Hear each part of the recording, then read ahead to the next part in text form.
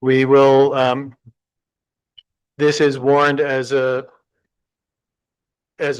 city council meeting, and so we'll proceed with some of the things that we do in every council meeting, because the council members are not sitting up front here. I'll ask the 5 council members who are here to stand up so you can all see who's here. And Jim Sheridan, if you could just introduce yourself too.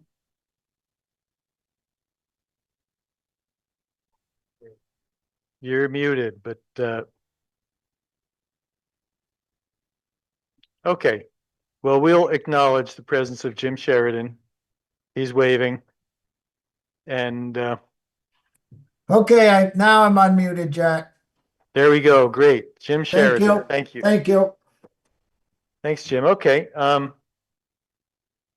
Anyone who's participating remotely, I'd ask you to change your name display to your first and last name so we all know who's talking to us and who we're talking to.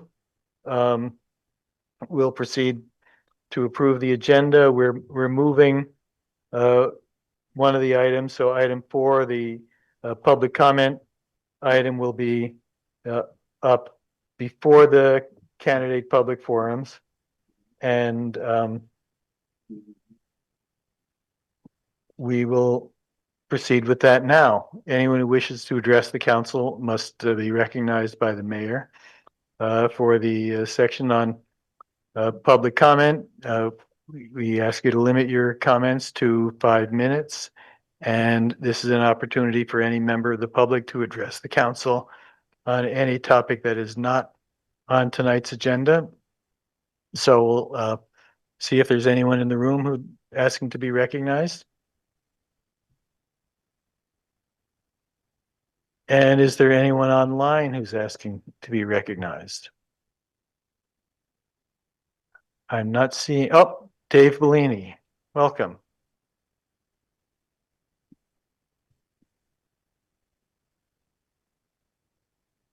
Hello.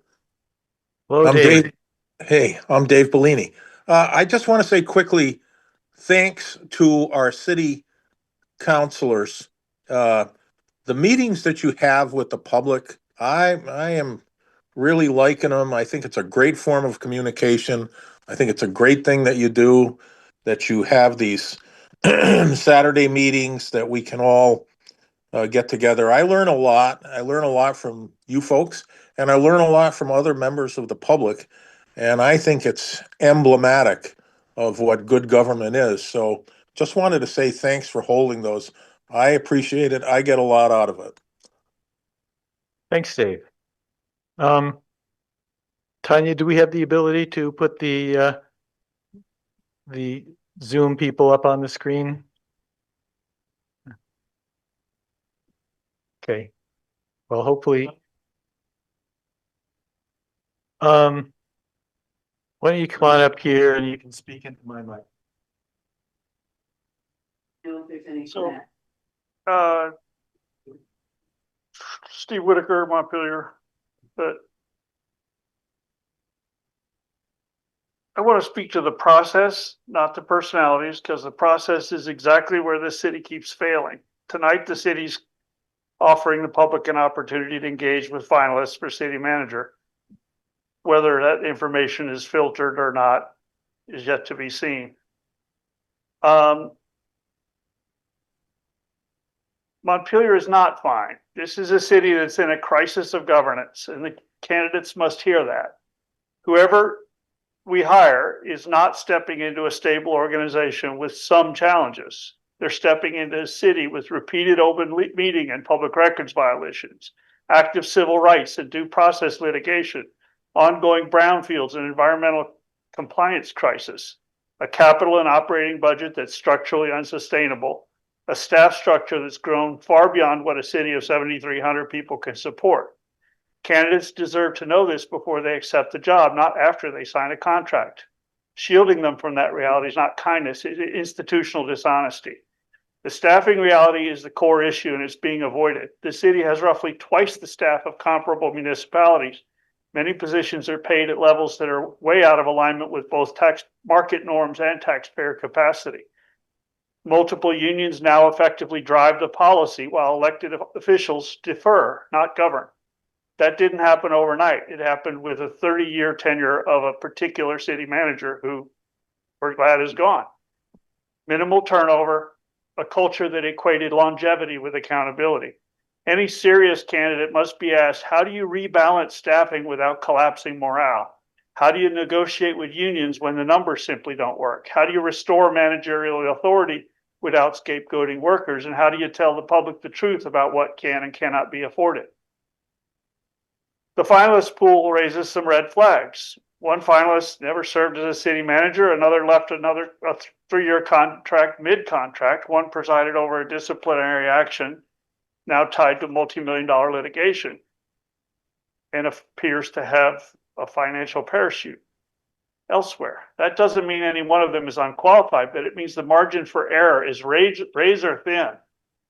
And it means the public has every right to ask hard, unscripted questions, not submit them to a consultant whose job is to close the deal. Filtering public questions is a category error. The council keeps making the same mistake, confusing the public's right to participate with as a threat to be managed. This isn't a developer RFP. This isn't a labor negotiation. This is the single most consequential hire this city will make in a generation. And candidates need to hear it directly in plain language about broken trust, financial stress, environmental liability in a deeply divided community. Then they're being set up to fail, and so is Montpelier. I urge you to, anyway. Hold on. I think you got the gist of it. Listen to this. This is a fraught situation with, anyway, I'll stop there. All right, I just want to talk a little bit about how we got here. We retained Ian Coyle of Pracademic Partners to conduct a search for us back in September. We conducted a nationwide search and we received over 30 applications from across Vermont, or from across the country, in fact. We, at every step in the process, every decision has been made by the city council.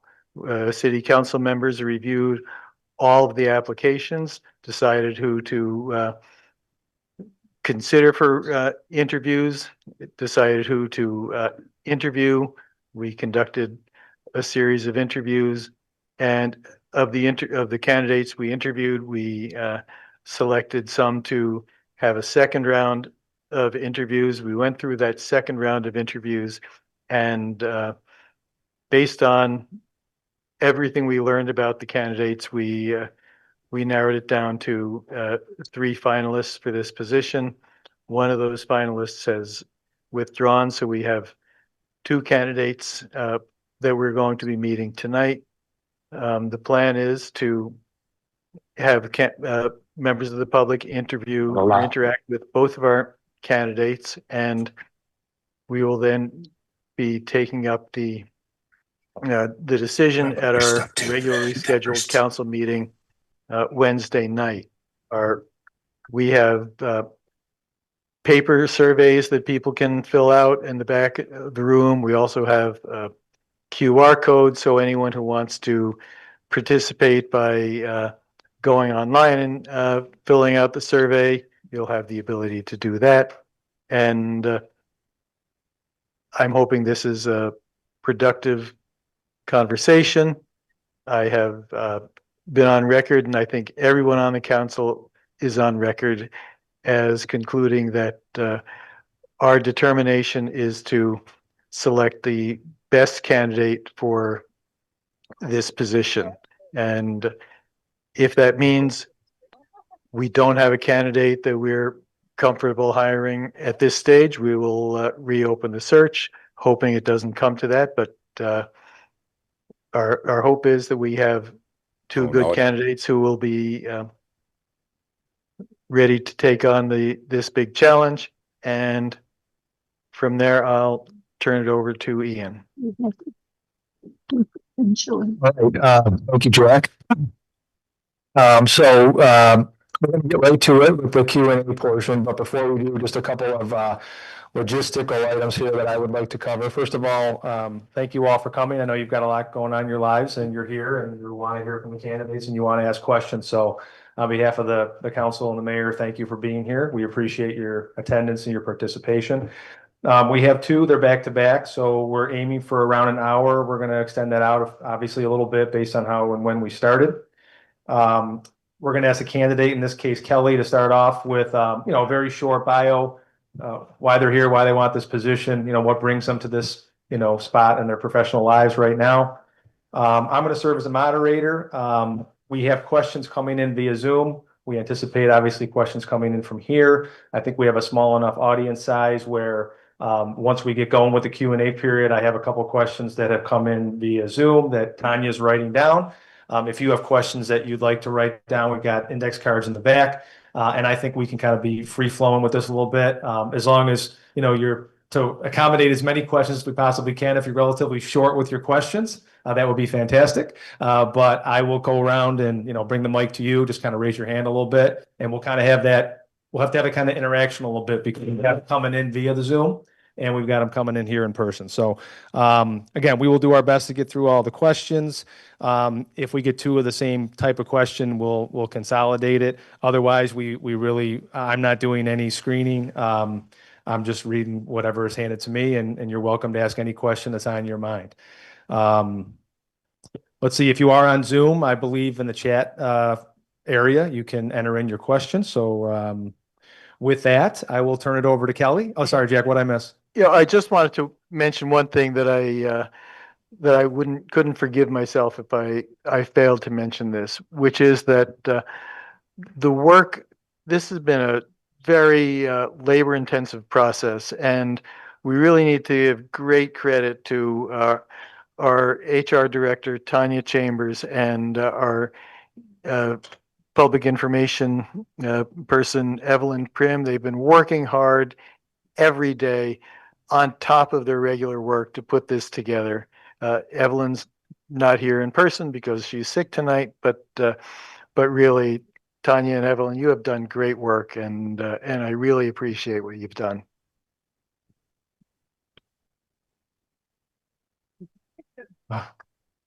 All right, thank you. I will now turn it over to Kelly, kind of kick us off, and then we will get right into the Q&A portion. So thank you. Okay, thank you, everyone. My name is Kelly McNicholas Curry. I am really grateful and happy to be here at this point in your process. I can tell that you all are taking this with a very serious consideration, as am I, as we both explore the right fit for the future of your city manager.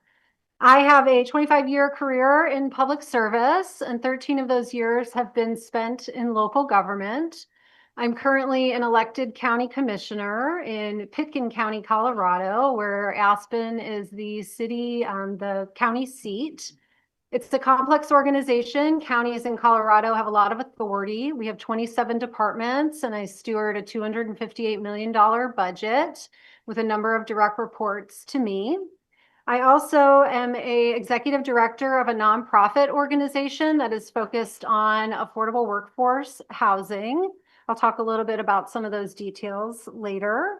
I was previously the elections manager, where I ran the elections department inside the elected county clerk's office, in charge of multiple elections each year, all of the policies and procedures for implementing a new full mail balloting system in Colorado, and hiring and training up to 100 staff to execute those elections.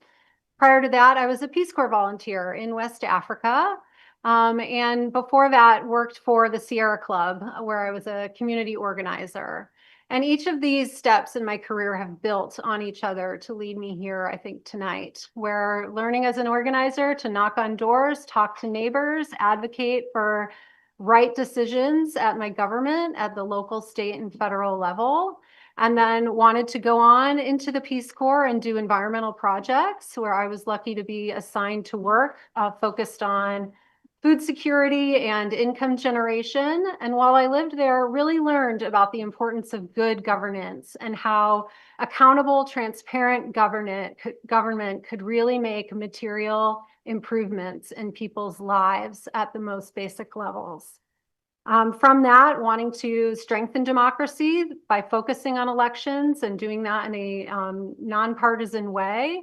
And then an opportunity to run for office and advocate for policies that were near to me and aligned with the values of my community became. Oh, thank you. I'll come get some more wine. I'd like some wine too. And, from there have had some transformational successes in my tenure as an elected, and also, now running a nonprofit on a project that is really special to me, where we are looking to preserve mobile home parks as a naturally occurring source of affordable housing and improving the infrastructure and life, health, safety systems for the residents that live there in preparation of selling the park to them, where they could preserve it and their build equity for themselves into the future. I know the goals for the community right now include infrastructure and housing and economic development, and I bring a number of successes along those lines. Currently running this water, sewer, and bridge replacement project at $3 million, requiring a lot of detail towards cost control. A major airport redevelopment project in the county, which is a generational $500 million project with a lot of community stakeholdering that occurred, and planning and fundraising with the community to do that. A multimodal project connecting one of our major transit lots with parks and open space amenities, and researching the feasibility and funding options for that. Installing a new bridge, which achieved, goals along multiple fronts, including resiliency and environmental sustainability improvements for that replacement. And then a jail planning project, including not only looking at the facilities, but looking at how the space is used and how all of our systems in public safety interact with it, including the courts and our public defenders and legal aid, et cetera. So that's some of the infrastructure work experience that I bring. Housing, this is an area where when I started in my elected role 7 years ago, I knew it was important. I didn't know a lot about it, and I've since become an expert around the state on housing issues in Colorado, and have figured out many strategies that we have deployed in order to deal with the housing issues. As you might imagine, workforce housing competes with free market housing in Aspen, and it is completely untenable. And so the government has had to play a major stakeholder and partnership role. And I sit on our housing authority board. It's one of the oldest in the country at 40 years old. We have almost 4,000 housing units in our inventory.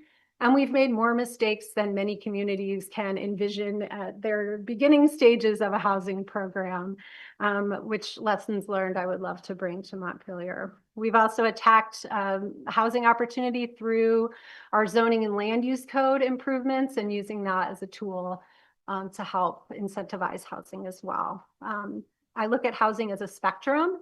You can go anywhere from being unhoused to subsidized housing to free market rental, all the way to senior housing. And for it to really function healthily, it needs to be able to work along that whole spectrum. Our community also suffers from homelessness concerns and unhoused population that we're trying to serve daily. And we've had some successes and some very similar obstacles that I think Montpelier has had in terms of finding permanent shelter locations and getting people into wraparound services so that they can move quickly out of housing and make it rare and infrequent.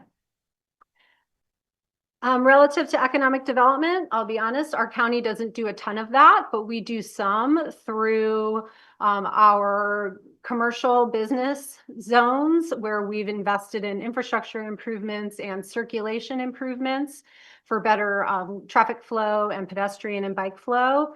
Through there, we've invested in a village where we have a small district that relies on tourism through improving parks amenities, street amenities, some speed slowing investments there, as well as helping them to purchase a museum that is now a real anchor institution in that village. And we've looked again to our land use code where we could promote commercial uses in our mixed zones. I'm sure some of this stuff will come up in detail. Happy to talk more in detail, all of it. I'll say I bring great skills for community engagement and right sizing that engagement. So we have, it's not overwhelming for the community, and yet the input is very meaningful for decision making. I build partnerships that are sometimes unexpected. I've been able to recruit support for projects where it's not been obvious that support would be aligned, including intergovernmental support, private support, and philanthropic support. Budget management, this is a hot topic. This is the thing to do in Montpelier. You all have very ambitious goals and limited resources to do it. I personally love budgeting. I think that it is the allocation of resources to your values. It is about the most important thing that local government does. And I work to break down silos and align our work across multiple goal areas and have departments pulling and rowing together. This will be particularly important as resiliency is a main focus for the community. Some of my personal attributes: I'm tenacious, I'm enthusiastic, I bring a positive attitude towards work, towards building teams. I'm thick-skinned, I'm very committed to public service, and you'll find me to be organized. I have not been a city manager before, but I've done hard things, and I've done hard things that I hadn't done previously. I hadn't been an elections manager before I was an elections manager. We ran excellent elections. I hadn't been a nonprofit executive director before the board hired me to do it, and we've hit it out of the park. And I've had transformational solutions as a county commissioner as well.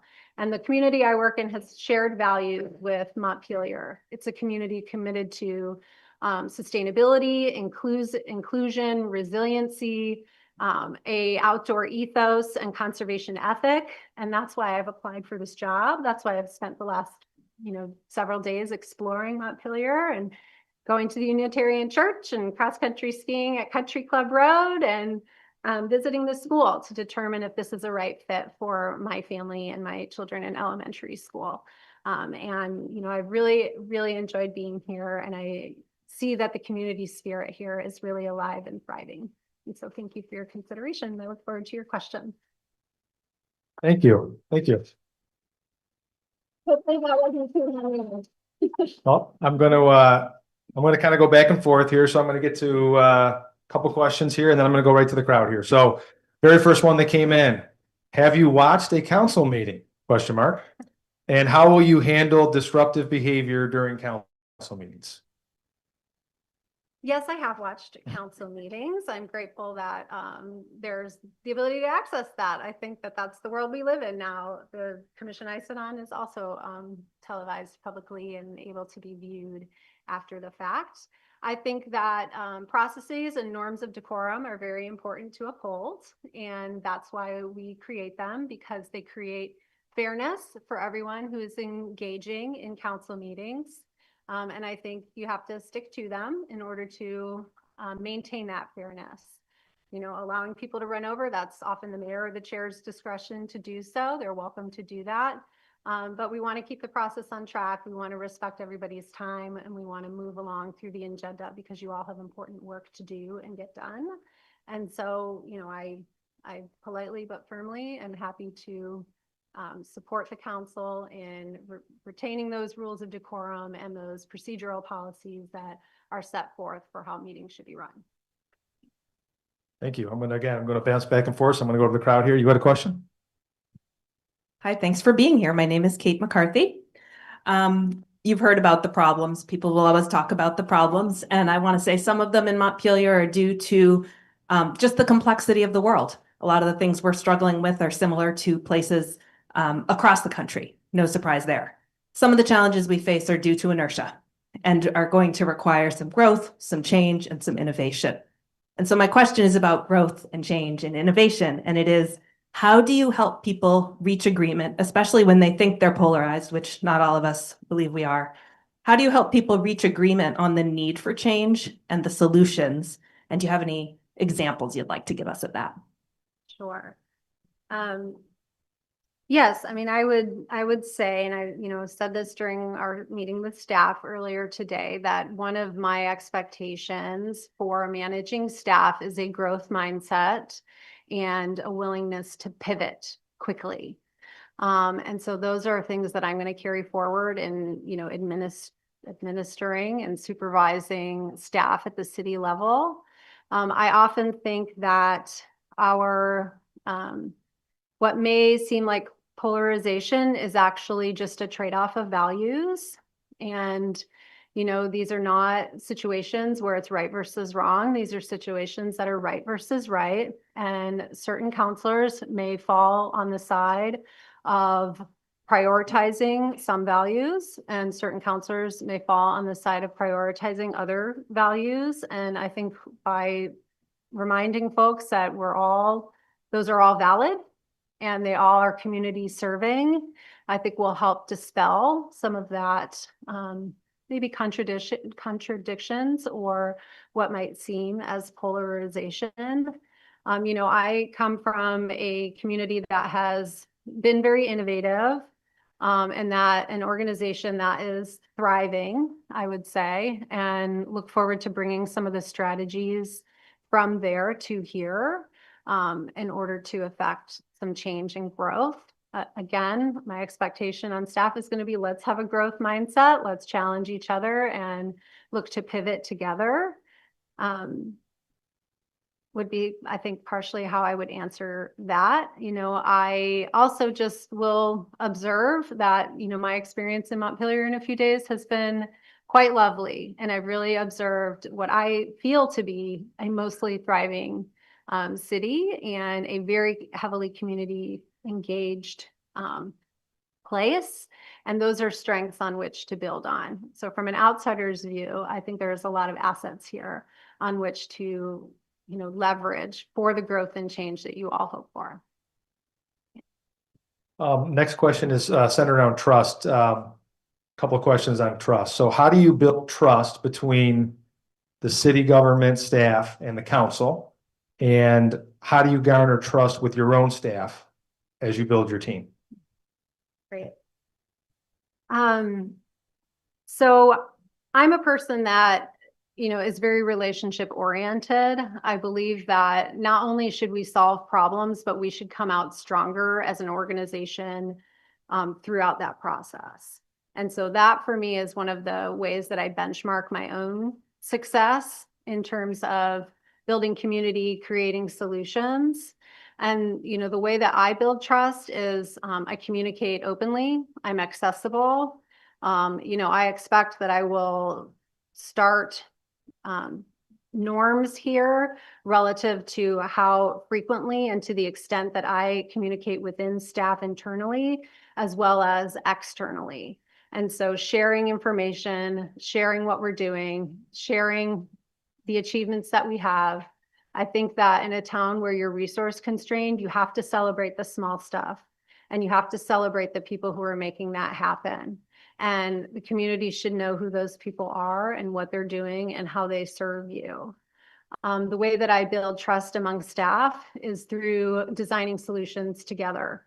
I'm going to come in with some ideas. I'm going to come in and draw off the innovation from the communities that I have lived in. And I'm also going to recognize that there is a depth of expertise that exists about Montpelier, about the topics that the staff are in charge of. And I co-design solutions with them. This has been something that I have been trained in. This is something that I use in my nonprofit work. It's part of our board approach for the nonprofit, is that we work together on building solutions. We test solutions in their early designs and we iterate on them. And so we're in a constant improvement mode. And that's how, by including staff, by celebrating our achievements, large and small, together, by being accessible and transparent, and by giving quick feedback, I believe that I'll build trust, both at the staff level and emulate that with the community as well. Was there any part of that I forgot? No, I think you got it. I'm sorry. Do you have a question first or no? Okay, I'll get to you in just a second. Hi there, Anthony Arpino. Welcome to our community. I just want to take a quick second to thank the council for the process. I've been very excited for this leadership change in Montpelier, and I think it's wonderful that we've been able to attract candidates with experience like we're hearing about tonight. So one of the challenges I think of our city government is that the council manager structure has an imbalance of information access. The manager is a full-time six-figure salaried employee, and our hardworking counselors are basically glorified volunteers for what we pay them to do their work, and many of them are also working full-time jobs. So how would you make sure that the counselors who are ultimately responsible for setting the policy of the city are getting the information that they need to do so in a timely and efficient way? So, I believe that working with the council is a predominant portion of the job of city manager. It's probably 30 to 40% of the work of a manager in this structure, because wanting to build relationships with them individually, understanding what their passion projects are, identifying flags early on in the process, I think is really important. Collecting questions and information and making sure that that's shared equitably among the whole council is part of the responsibility. And so, right now I have a very intentional relationship with my manager, and I expect to do the same with the counselors as well. This will involve onboarding new city councilors by taking them around with staff, by showing them projects, by spending time one-on-one even before they're elected as candidates to help understand the functions of city government. This will involve regular meetings with the mayor in order to set the agendas and make sure that staff are fully prepared for those. And, spend the time understanding what questions we can anticipate, what hot topics or landmines politically might be coming with a relevant topic, and how we might be prepared to respond to those with the public. And so that's my approach, I think. And it is a challenging job. I think local government has gotten more challenging. I think serving in local elected service has gotten more challenging these days, but it still continues to be incredibly meaningful. And ultimately, the council is accountable to the community. And my job is to implement their vision and goals. One question from the written ones, and I'll get to you, sir. Have you ever done or managed zero-based budgeting? And if so, do you think this would be a good way to handle the challenging budgets that the city has been facing? I don't think we would call it zero-based budgeting necessarily, but I do recognize that the budgeting constraints of the community are ongoing, and that even trying to figure out how to respond to costs related to inflation are challenging. Right now it seems that the budget in Montpelier is challenged by a number of things, and even looking at just inflation can make that harder, because construction inflation is not the same as cost of living inflation. They can be very different, and they can put pressures on the budget in the way that we have to respond to. And I also recognize that the community is wrestling with their own affordability issues as well, and that these are serious conversations and a serious balance for the council to figure out. Now, what I see as my role is to bring options and to very clearly delineate what the trade-offs to those options are, what the risks to options are, for the council to consider and decide. And that's going to involve, what do we take off staff's plate? If there's a focus on certain things that are new or expanded, it may have to result in contraction somewhere else. And, that's the conversation that we have to have, and frankly have to lean into. I'm always going to look to alignment with strategic plans. And I'm going to ask, how do the budgets directly facilitate the delivery of the goals in the strategic plan? And that's going to be part of what I balance when presenting options to council for budgets. Great.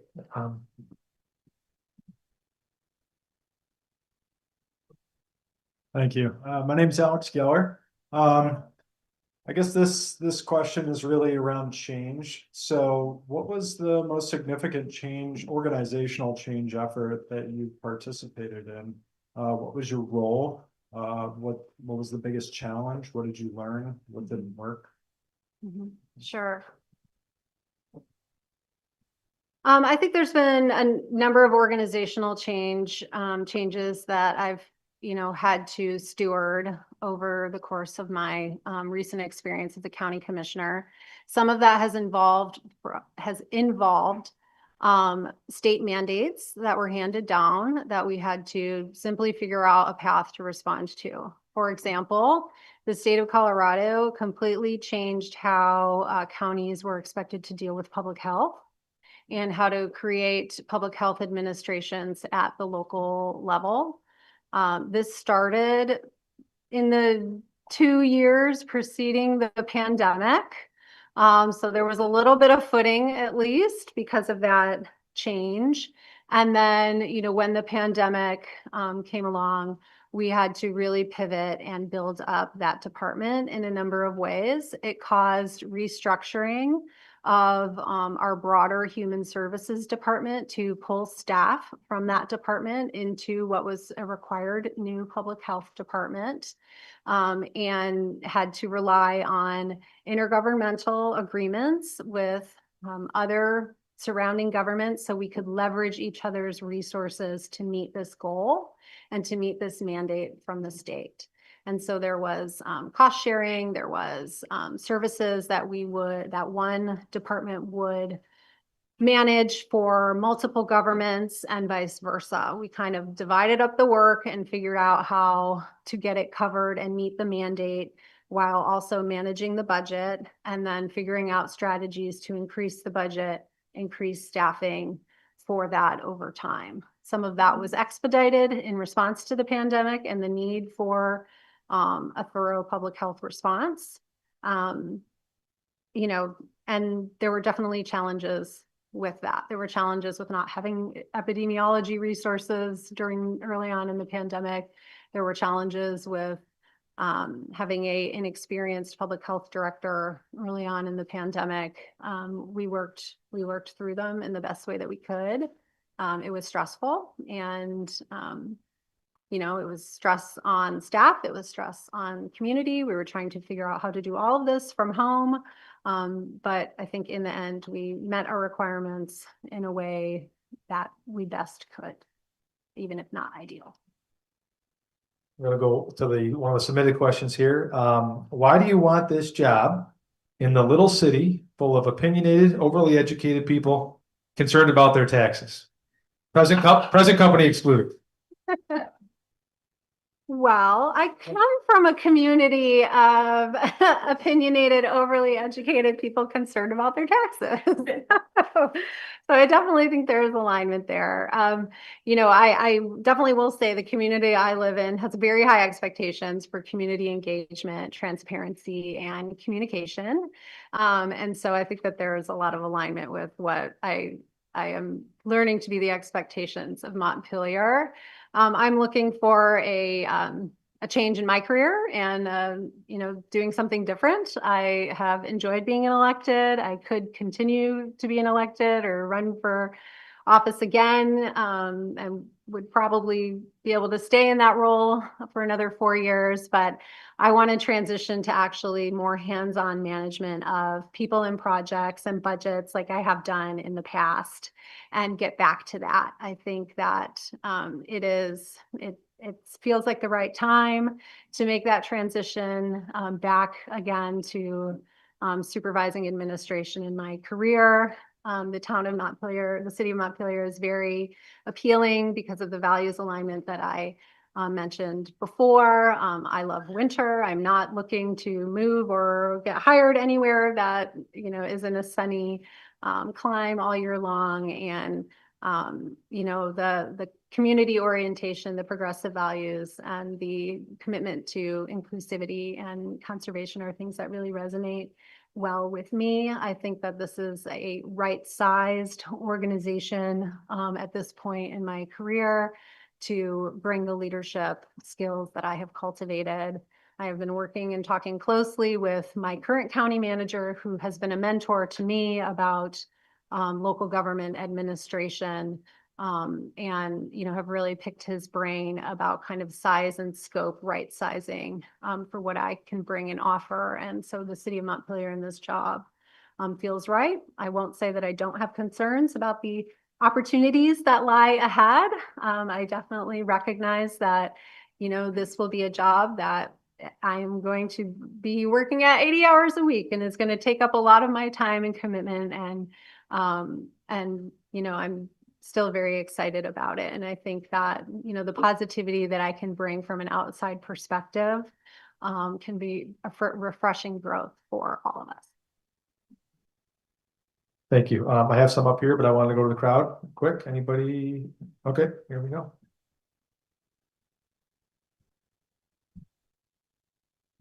Thank you. My name is Gary Holloway. I think you answered most of my first questions. Was a two-part question. Was why move your family to Vermont? You kind of answered it, but I'd like you to elaborate a little bit more. Like what's drawing you to Vermont at this stage in your career to move across the country? And then two, in the little time that you've learned about the city of Montpelier as you applied for this position, knowing what you know about the city now, what would you do in your early days in the position in your first year? Like what would you prioritize knowing what you know now? Well, thank you for that. Yes, I have made big moves around the country and the world in my life. Having grown up in Ohio, and then right before high school moved to Connecticut, and then from there all the way out into the behind the redwood curtain in Northern California, and then to the East Coast. I have a large extended family that are mostly based in New York and New Jersey, and then across to West Africa, and then to Colorado, and they have all been great moves. And they have similarly come at a time where I have been investigating opportunities for a change in my life, and have been wonderful places to live with, thriving communities that offer things that I like to do, and, activities that I want to be engaged in, which is how I feel about the city of Montpelier. And so that is why I'm very seriously considering making this move and taking this job. Moving out of Aspen, Colorado, it's a wonderful place to live. It is not everything. It has a lot of challenges, and I question regularly if it's a place where I want to raise my children. There's a lot of disparities in wealth. It creates kind of two communities that don't interact and live separate parallel lives, which doesn't reflect how I want to be engaged in a community. And I don't feel that in the city of Montpelier. I feel it feels much more grounded, much more connected to one another. And so that's part of what my experience has been here about reflecting on that decision. And then I'm sorry, the second part of your question was? Yeah, as far as what you know about Montpelier. Yeah. What would you prioritize? Oh, thank you. Yes, thank you. Yeah, I've really been thinking a lot about kind of a 90-day plan, how I communicate internally, how I communicate with the community, how I get to know council and the staff. I will be looking at some things like reorganization and where that might make sense, again, I want to balance what I've been able to research in a few months' time with what you have all experienced on the ground for your lived life. But some things that stand out to me are, should we reorganize staff in some ways where people report differently, where there's opportunities to cultivate more leadership skill development, is one thing I'll ask. I'm going to look at institutional imbalances. So like, I'm really interested in understanding why the insurance costs inflation is such what it is for the staff. Are there some foundational solutions that we could create that might be cheaper? We've been able to do some of that in my current, community in order to hold increases lower than what they have been. You have a lot of citizen boards. I am curious if some of those work can be combined, if some of that work is maybe from a different time, and should be reevaluated for its effectiveness and purpose now. It takes staff time to manage these boards. So again, asking, how is staff work planning aligned with the critical goals that you all have and the success and objectives for achieving those goals? Are we doing that? So those are some of the things I've started thinking about. Thank you. Question from the Zoom. We have an aging, failing infrastructure, particularly water, sewer, not adequately maintained for 25 years, and the need could be $50 to $80 million. How can you help create community and financial commitments necessary to start addressing this crisis? Well, I would have to understand the crisis more. I toured both plants today, and was grateful to have some exposure to that. I'm not sure if the crisis is the distribution lines that are if that's what's being raised here, or if it has to do with the actual function of the plants. It seems like there's capacity in both plants. I will use this as an opportunity to just highlight that, I ask for money from anybody and I build partnerships early. I try to find, relationships or I try to find alignment among possible partners, possible grantors, and figure out, where do our goals align, and do you have resources that we can help implement to achieve those goals? I've been successful at doing that in my current community for infrastructure, for housing, and I would bring sort of that same kind of creativity here. And that hopefully might help identify some solutions. I think for infrastructure, they're doing this already, but I would just be looking to, like, what is our planning horizon and how can we just be incrementally over time, kind of knocking a little bit off the block in terms of replacements of infrastructure. Because I think that mainly is a responsible way for planning capital improvements over time when you are resource challenged. And then I would also be looking for, how do we build in resiliency through all of these projects? Because this is, I think, crucial to Montpelier. You have a lot of natural disaster risk here that any of these projects, I think, for them to be a full success, need to be improvements that increase resiliency into the future. Another question here from the Zoom. What is the largest number of staff and direct reports you have managed? And how did you maintain a balance between the need for both accountability and staff morale? So right now I manage an executive team of 2 administrators and 7 department heads at the county. And then for my nonprofit job, I don't have direct staff. We're a very small nonprofit, but I manage 6, consultants and contractors over a variety of service delivery lines. So our accounting, our owner's rep, construction project management, engineer team, auditors, and I'm sure I'm forgetting a few, but that is how, our community organizer. So that is what my experience has been with that. I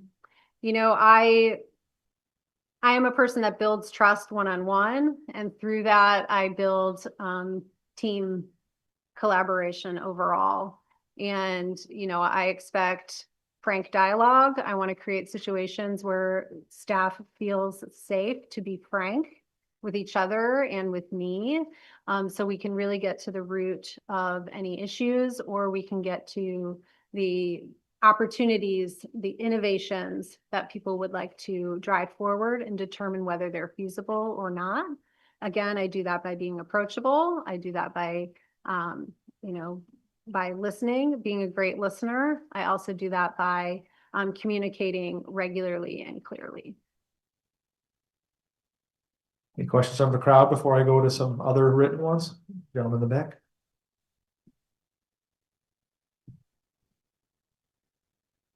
Yeah, I'm with Dal. I'm really curious about what your experience is with staff evaluations. I feel like that's something we really need here so that staff know what is their job and are they meeting the requirements of that job. So I'd like to hear you talk about staff evaluation. Sure. Yeah, and that's those things have changed differently over time. My experience has been that certain approaches come in and out of fashion in the human resources world. But that has been as far as creating a merit-based evaluation systems that were then deployed throughout the entire organization of 300 plus staff, where there were overarching goals that everyone was expected against which to be evaluated, and then department specific goals against which they were expected to be evaluated, and then points assigned to that, and then raises aligned with those merit-based evaluations. Currently, I review performance of my direct reports with more of a coaching methodology where we meet regularly to provide feedback. And then, we don't tie our raises to those. Our raises are essentially fairly distributed across personnel based on the budget allocated from year to year. But the coaching is where we engage with performance improvement. And that is sometimes done informally, directly with supervisors to staff. And sometimes that's done more formally with bringing in outside resources or offering opportunities for outside training. I also require 365-degree evaluations so that, I'm hearing not just from people who are being supervised, but also the people who report to them and the support that they're getting to excel on their job as well. Thank you. Written question. We are a very old community without the housing or jobs necessary to support a younger cohort. What experience can you bring to create workforce housing in a city with a declining economic base and a fixed aging population? Again, present company excluded. Yeah, I mean,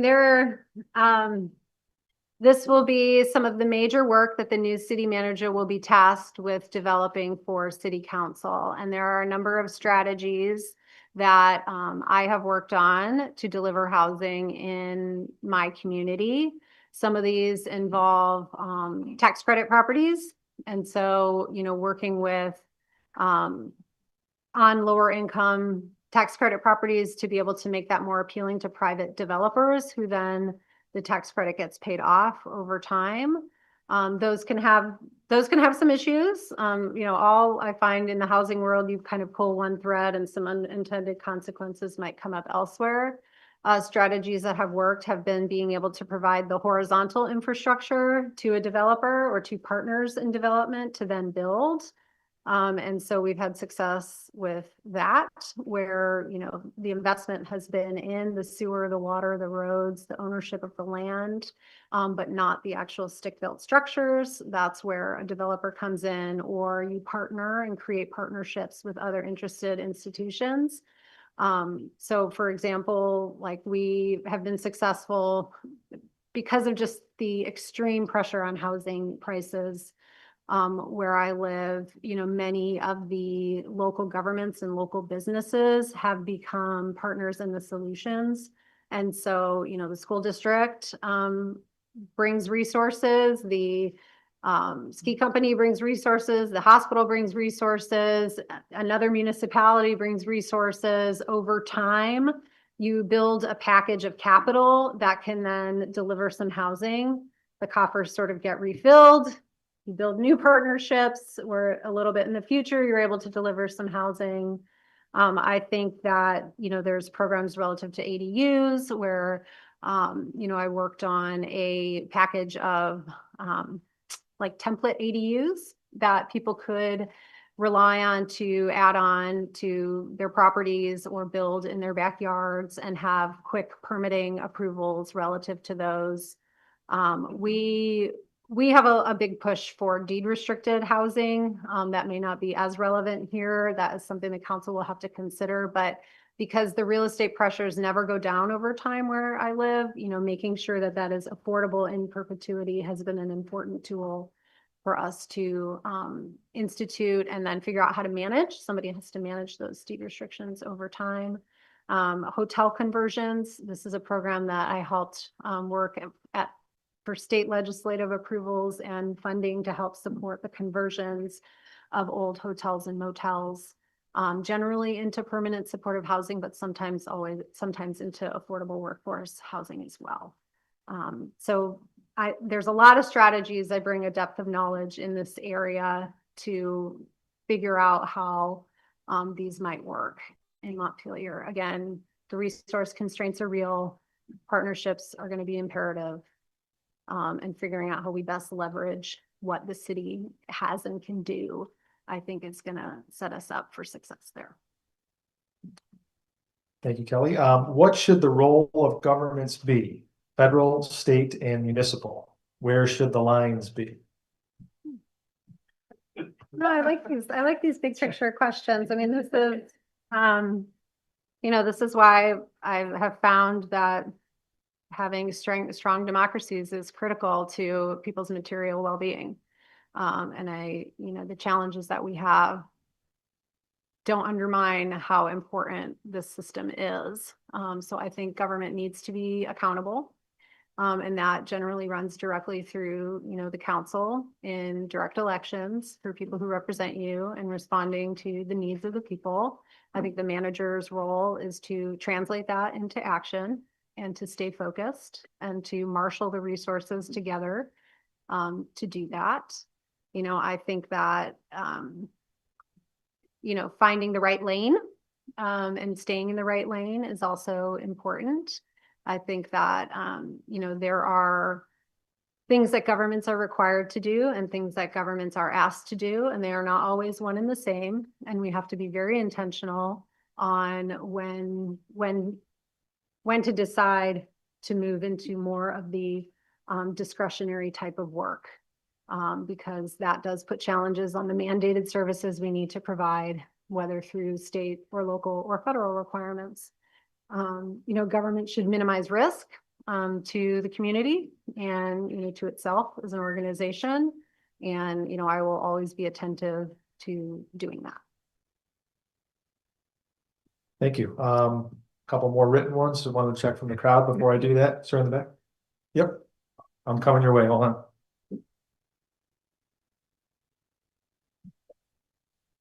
Hi, my name is Stephen Pine. The question I have is, Montpelier being the state capital creates a very sort of interesting relationship with the state. One of it is tremendous amount of both positive things and areas of return. I mean, a lot of the bright people in the town that have involvement with state. A lot of the pressures on the town are state pressures. And what's your experience working with a town and its relationship with the state partners? I think I have a really great analogy, if it's not that, but because, where I live, where Pickens County is, 84% of our land mass is federal land. And so the relationship is more between local government and the federal agencies than it is, I'd say, with the state. I mean,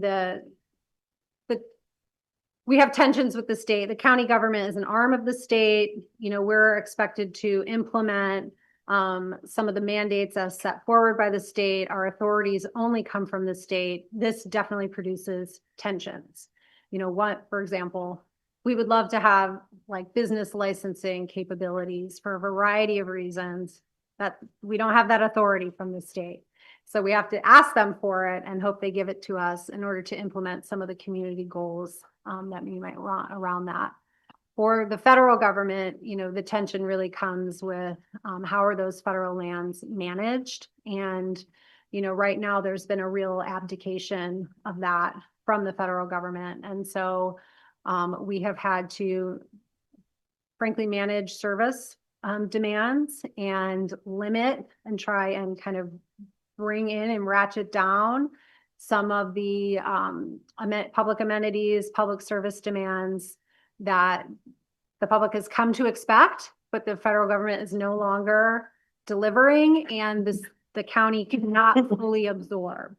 We have, and so just in plain speak, what that looks like, we have one of the most visited recreation areas, the Maroon Bells recreation area is widely photographed. It's beautiful. It's one of the top spots that people come to when they visit federal, public lands. And, we have had to shut down services there. We have built up reliance on volunteers to deliver services there. So it has been a real challenge. In the past, we've had, I think healthy and productive relationships, and we continue to try to have healthy and productive relationships with our federal partners. But they're, the impacts trickle down locally and have to be managed locally. We have to respond to them locally, and we're doing our best, but they're not one-to-one. And we try to, bring our story and our advocacy to the federal government for them to understand the impacts of this. So, I definitely recognize that there's a tension there. I think that the state should be a partner in the city of Montpelier's success, as the capital city. I expect that partnership. I don't know what that totally looks like at this point in this seat at this time right now, but that would be something that, I would want to foster kind of a healthy partnership. Thank you. Written question, how will you leverage technology to help bridge the gap between staff bandwidth and community demand for services? Yeah, I think that you have to right size these things. You can really go down a rabbit hole for technological solutions that may or may not deliver the promise of those solutions. And frankly, one of the things that has been frustrating for me over time in my elected seat is actually seeing that the technological services require more staff capacity to manage. And so there needs to be a sensitivity there about properly selecting where we're going to get our bang for our buck. And I do know from staff input that there is definitely a desire to modernize, how they work. And I think that's completely reasonable to do over time. And as much as possible, have that be forward facing. It would have to be a priority for the council to decide how much to invest in that. But there are, a number of tools that make, appropriations and expenditures like real-time, have real-time access to the public. And so, if that is something that council wishes to see more of, I'd be happy to put together, some information to present on that. But I think focusing on the staff side in ways to help them either build capacity or manage workload, I think is appropriate. Thank you. I do have another written question, but wanted to go to the crowd first. Yep.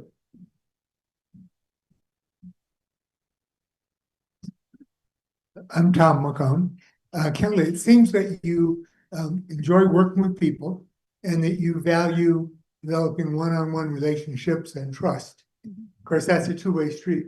Can you give us an example of a time you've needed to work with somebody where the two of you didn't see eye to eye and had a hard time working together, whether it's actually a person you were, a fellow employee or somebody outside of the office, but somebody you had to work with, and how you dealt with that?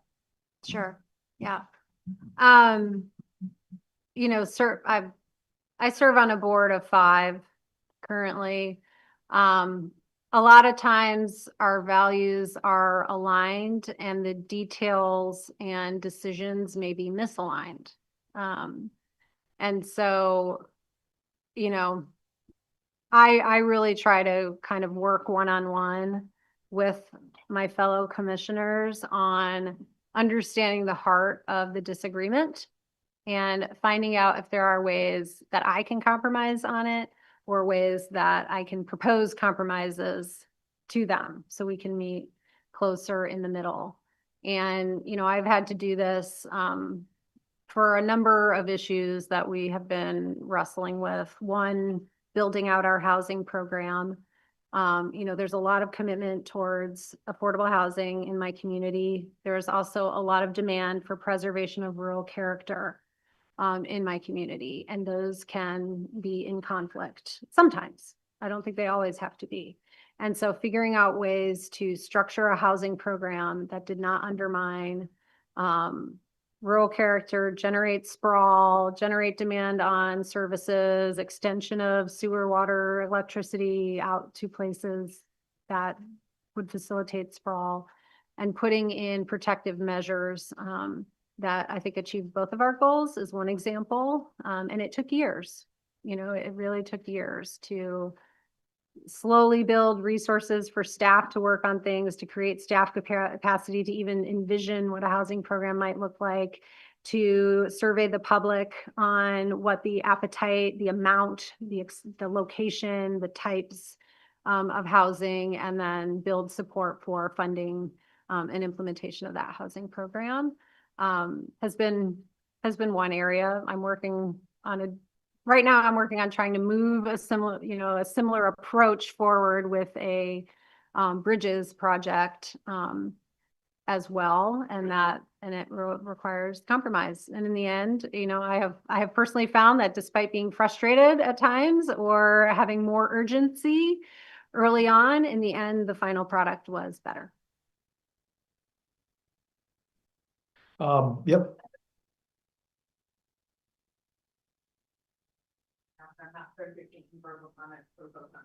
Gotcha. Okay. While we're maybe trying to figure that out, I have one written question. You did answer this in part with an answer to one of the other earlier questions, but how are you thinking about the transition from being in an elected role to being in a role that serves elected officials? Yeah. No, that's great. And I definitely expect that question to come up. I think in my case, it is an asset to have served in an elected role and make the transition to an administrative role, because I think it will help translate between staff and between the council. And I went the other way too. I went from being staff to elected, and now moving from elected back to staff. And because I'm very sensitive, I think, to what the council will want to see in terms of options, and will also, not want to be led. If there's something I've learned being on elected board, electeds do not want their decisions to be presumed for them, nor should they, because the electeds are who are accountable to the people. And, delivering options, weighing out the pros and cons, looking at the risk, identifying political trade-offs. I see that as the goal of the manager, and doing that in a way that leaves options and deliberation totally open for council. Vice versa, I think, because I have also been staff, and I have always been very protective of staff credibility as an elected, that I will continue to do that in the role as manager as well, because I don't want, staff should not be personally persecuted. Staff's technical expertise has been cultivated over many experiences, many years of learning, many years of training, and I can advocate for those skills and experience to inform the decisions of council. Like I said, I could remain in elected office. I am feeling ready to transition out of it. It is, it's been a great chapter. It's not something that I'm holding dear to. I additionally, in my role as election manager, I worked in a very nonpartisan, way. I represented everybody regardless of political affiliation. I worked very closely with both the Republican and Democratic parties, continue to maintain very close relationships with those party chairs and leadership. And, that is my approach to, I think, making that transition. So, yeah. Thank you. Yeah. I think we are trying to see if we can get that person to ask a question, but we have about, yeah, okay. Yeah, can she ask it through there or no? Well, we are trying to figure that out. There was a gentleman here and then we'll see if we can do that. Maybe in the chat. Peter Kelman. Hi, Peter. Hi, I asked the question about zero-based budgeting, and the reason I asked it, so let me just get back to it. In our system, our city council changes constantly. Our staff, up until recently, doesn't change. We had a city manager for 30 years. So in many ways, the city manager ran the city. He was the constant. And the staff, many of the staff have been around for a while now. And when you have people who've been around for a while, they're used to things. Oh yeah, what did we get last year? Let's do it this year. The advantage of zero-based budgeting is it's based on strategic planning, not on what you did last year. So I would like you to just think a little bit or tell us a little bit about how you do budgeting when it's been done a certain way. There's a lot of legacy. Sure. Yeah, I mean, I won't bring that same legacy because I'll approach it differently, being a new manager coming from a new and different. Crimes you can't kill. I would say that those sorts of things. There are certain things that are going to be fixed in the budget, which the community will have an opportunity to vote on yes or no. And so I think that is an important engagement point in the budgeting process. There are certain things that are going to be slightly out of the hands of council's options relative to collective bargaining agreements and how that impacts the budget. I think that you, from what I can tell this year, have been presented with something of a, hold everything steady without any increases and have been explained the trade-offs to that. And so I think it's, I don't look at it as because you got what you got last year, you have to spend what you have to spend the same thing again. That's not how I approach it.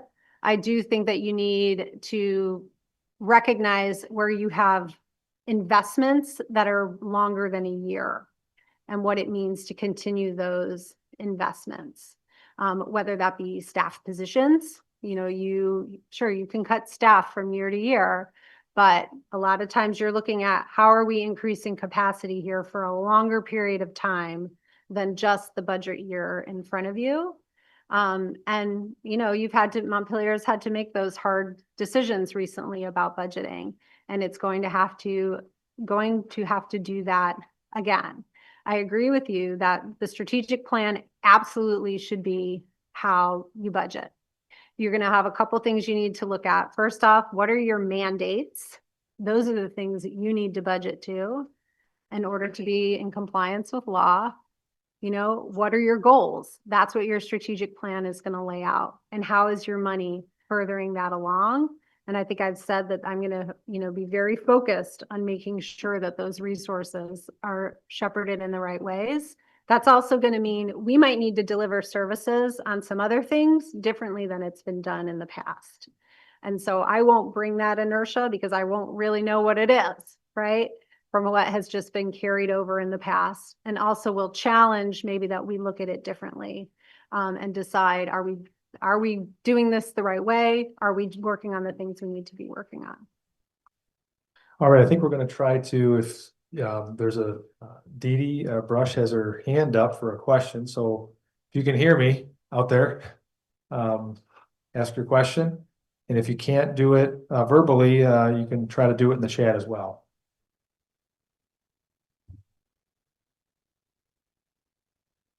Dee Dee, it looks like you're muted right now, so you'll need to unmute.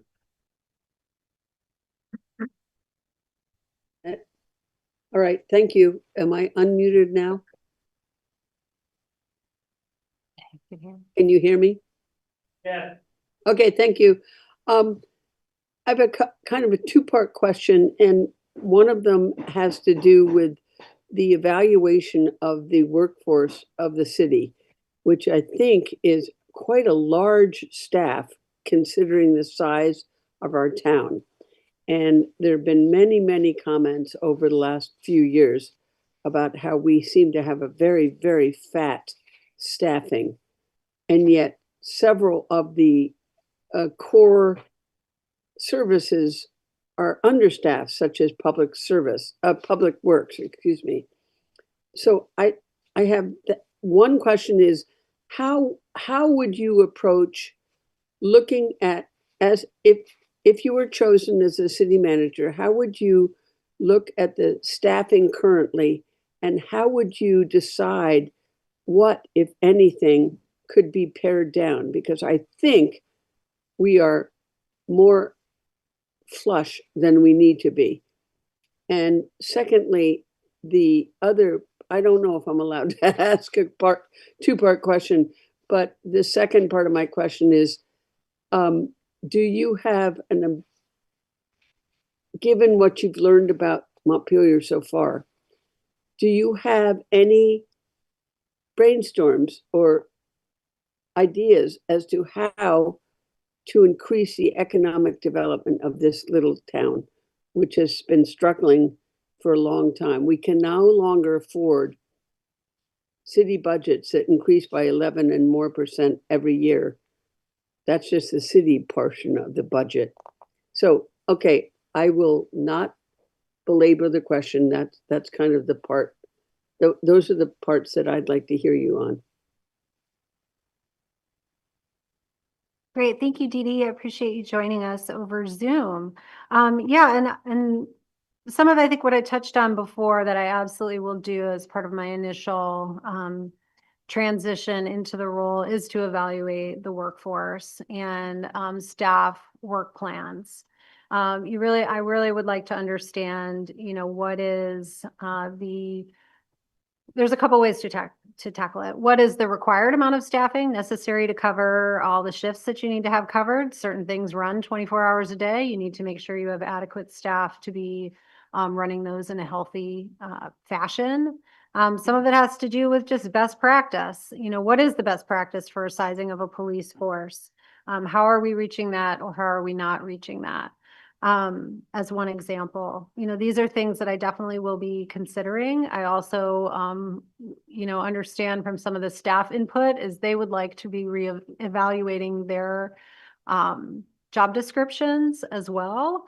And, I think determining whether those descriptions are aligning with the goals of the city and the work plan is the job of the city manager to do on a regular basis. And it helps inform where can you cross utilize staff in different ways, perhaps that are different. As a manager, I also want to promote and uplift and create opportunities for staff. Staff are the partners here. They are the partners in bringing the vision of everyone in this room, community together and implementing that work. And so, figuring out where does staff need to grow? Where do they need more training? Where do they hope to flex their leadership development is also something that I would be looking for in city management. I think it's crucial to do that as part of retaining excellent staff and helping them to thrive in their work over time. And, so I will be looking for those kind of things. And of course, where streamlining is appropriate, where jobs are no longer serving the priorities of the city, it's helpful to thin those out too. Regarding economic development of Montpelier, I have to understand what's been happening already. I think that it's crucial to have partnerships with your local chambers and your local business membership associations. I don't know a lot about Montpelier Alive. I think that that is one of the resources that do this type of work, and figuring out how far the reach is.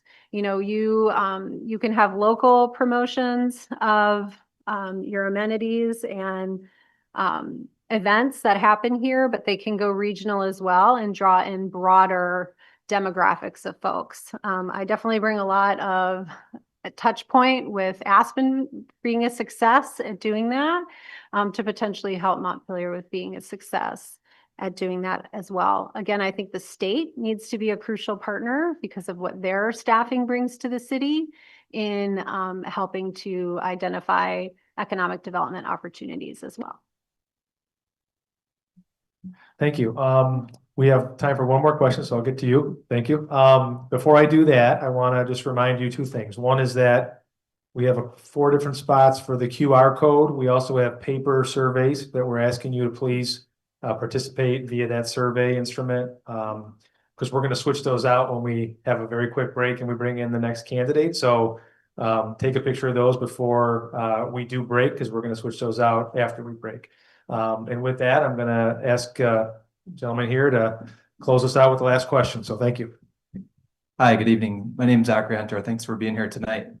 I think you could probably draw a through line between many of the challenges that we face and the limited housing production that we've had in our city for the last 20 and 30 years. I think as a response to the housing need, our city council has adopted a pretty aggressive approach to housing in our city plan. I think our planning commission has made some meaningful changes to our zoning regulations over the last several years that could improve housing opportunities in our city. However, in my experience, I think we're still really lacking public support. I think if you went and queried most people in our city, they would say, I support housing, absolutely. But the moment that housing is proposed in the vicinity of their neighborhood, we see a very different response. And so you identified some creative housing opportunities through ADUs and other types of market-based solutions. I'm curious how you could galvanize the community to say we support housing, full stop. I'm not proposing that we take a more casual view to the zoning regulations or anything like that. I think we still need a rigorous approach and process, but we also need a path that is predictable for all parties to be involved and can support the vision of the community, even if it might be in your backyard. So I'm just curious how you would galvanize the community to support housing more broadly. Yeah, I've definitely had success doing that where I currently live. And again, I think it does require a balanced point of view, recognizing that some of the community tensions can be held with the goal of housing, and that you don't have to give up certain things in order to generate housing for a population that you may or may not want. I think that there are definitely narratives around doing that. I think that having success stories to turn to are going to be important in order to generate ongoing support. For example, the housing authority I sit on had really hit a low. We had really had a lot of criticism towards the housing authority about equity, about who it was serving, about whether we were being accountable to the program and having strong enough compliance within the program. And this was a challenge because it affected broader support in the overall housing program and the development and delivery of new housing.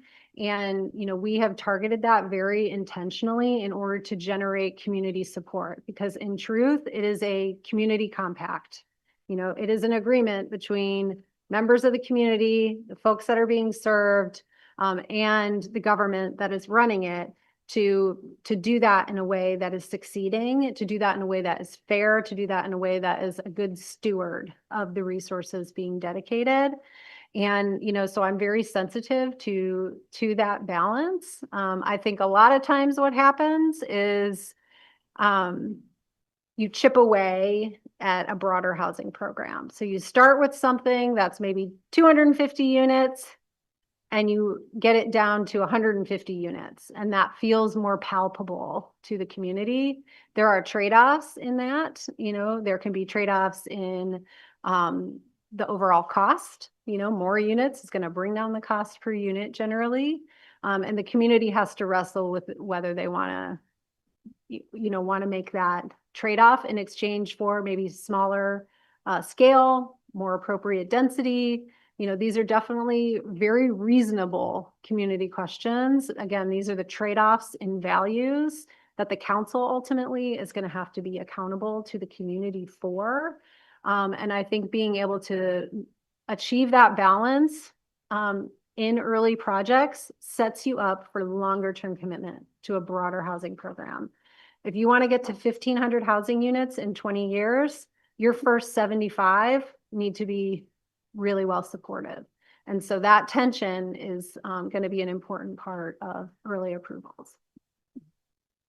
Thanks, Kelly. I'll ask you, as we conclude here, if you wanted to provide any sort of closing comments to the group as we wrap up. Sure. Well, I'm very grateful to meet you all and for all of you who attended here this evening to ask me questions or to hear my replies. I am really hoping that whatever selection the council makes, that the community can be enthusiastic about it. I recognize that this has been a real chapter of disruption, and it's very challenging to have to live through that as a community, as a staff, as a council, to wrestle through that. And I recognize that the importance of your decision is going to help really pivot this into a new chapter for the city, and hopefully into some exciting and innovative solutions. Again, I think we have to look sometimes at the small wins and celebrate those as a community.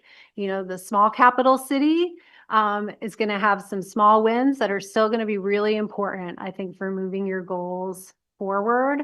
I think I have creative ways to help you achieve that, and a lot of energy to do so. I have thick skin from my own political experiences, and we'll always recognize a good idea wherever it comes from. And so, sorry about that. I look forward to your consideration. I would be very enthusiastic about moving my life, moving my family to the city of Montpelier. It is a place, it's a place that resonates, I think, with sort of my personal outlook on life in the world, which is to be very contented and very grateful, and yet also have a commitment to ongoing improvement for myself personally. And I feel that here for the city of Montpelier as well. And so I wish you all luck in this transition, and I hope I'm here to help shepherd it through. So thank you.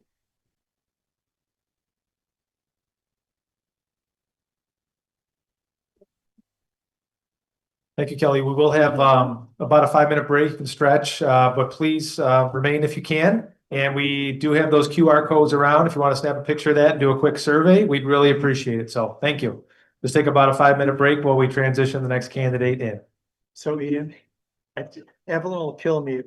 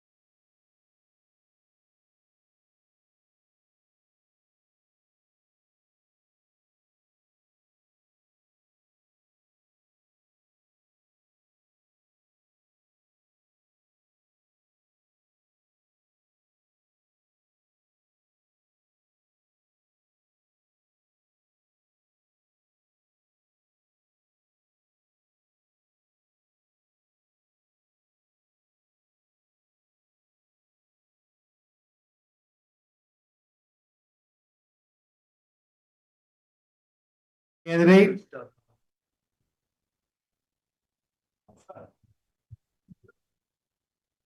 So we're ready, probably just get going and then. Yes, I'll turn over to you for like, I think I said for like a 5 to 7 minute briefing. I'll keep it like 3 to 5 meetings so we can keep it nice. As long as you're not talking. Moving on. No talk. Yeah.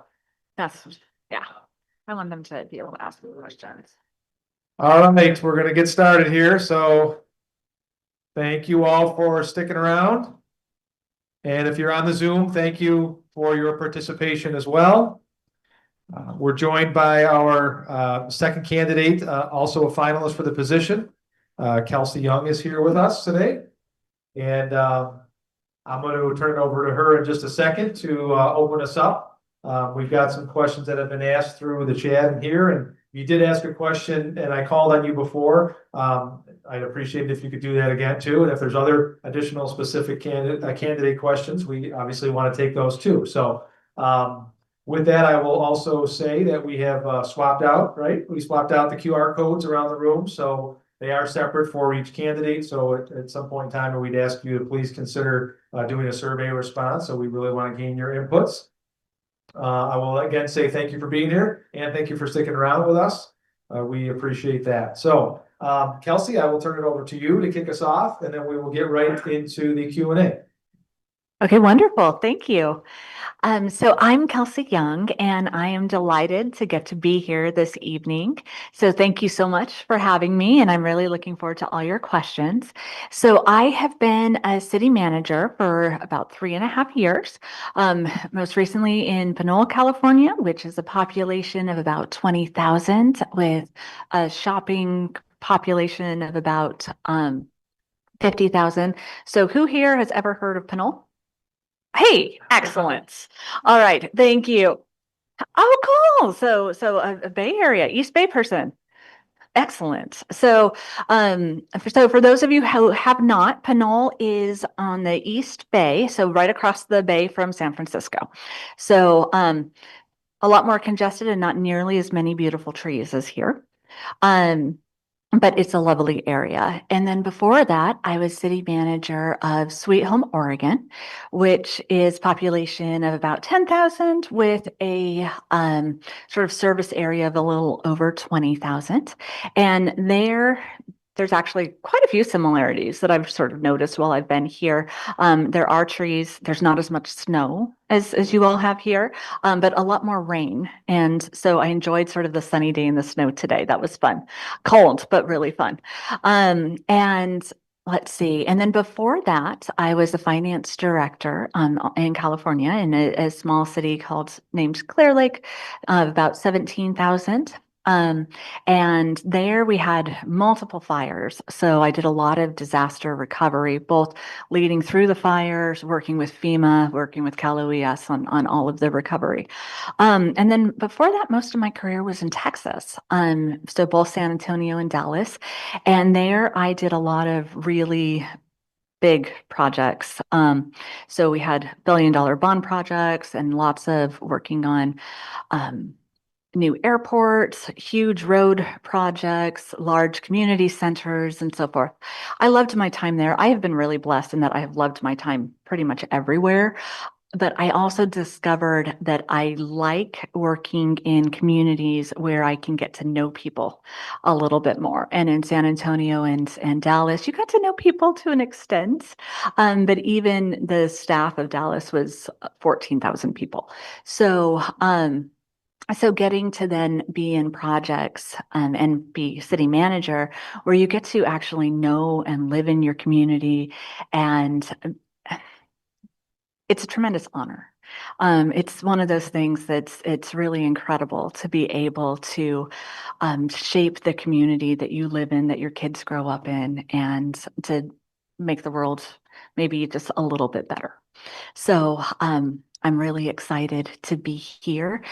This is a cool city. It's really cold, and I keep saying that because I'm getting used to that. But even so, I was downtown today, and people were out and shopping, and the amount of vibrancy and diversity and restaurants and shops that you have, It's a really cool city, which I'm sure I don't need to tell you all, but I have to say, you definitely hit way above your weight class, and it's a really exciting place to potentially get to be a part of. All right, so thank you. Awesome. So we're gonna have a mix of questions that have been submitted via the chat or in writing as people arrived and or from the crowd. So I'll kind of be going back and forth on that. To kick us off, have you watched a council meeting? And how will you handle disruptive behavior during council meetings? So I have watched a couple council meetings, and honestly, there wasn't really anything that was that unusual compared to some of the other cities that I have been in. Um, so, so when there's a disruptive council meeting, all right, I'm gonna take a little step back and talk about my philosophy in general. So, we're in an interesting time. And I think what we all are seeing right now is we're seeing community members who maybe have passion that they don't know exactly how to express. And I think we all have a desire to be more engaged. And I think after COVID, we found this feeling of disengagement and also this fear that's started settling in about what are our futures going to look like? What is our future going to look like for ourselves? What is the future going to look like for our children?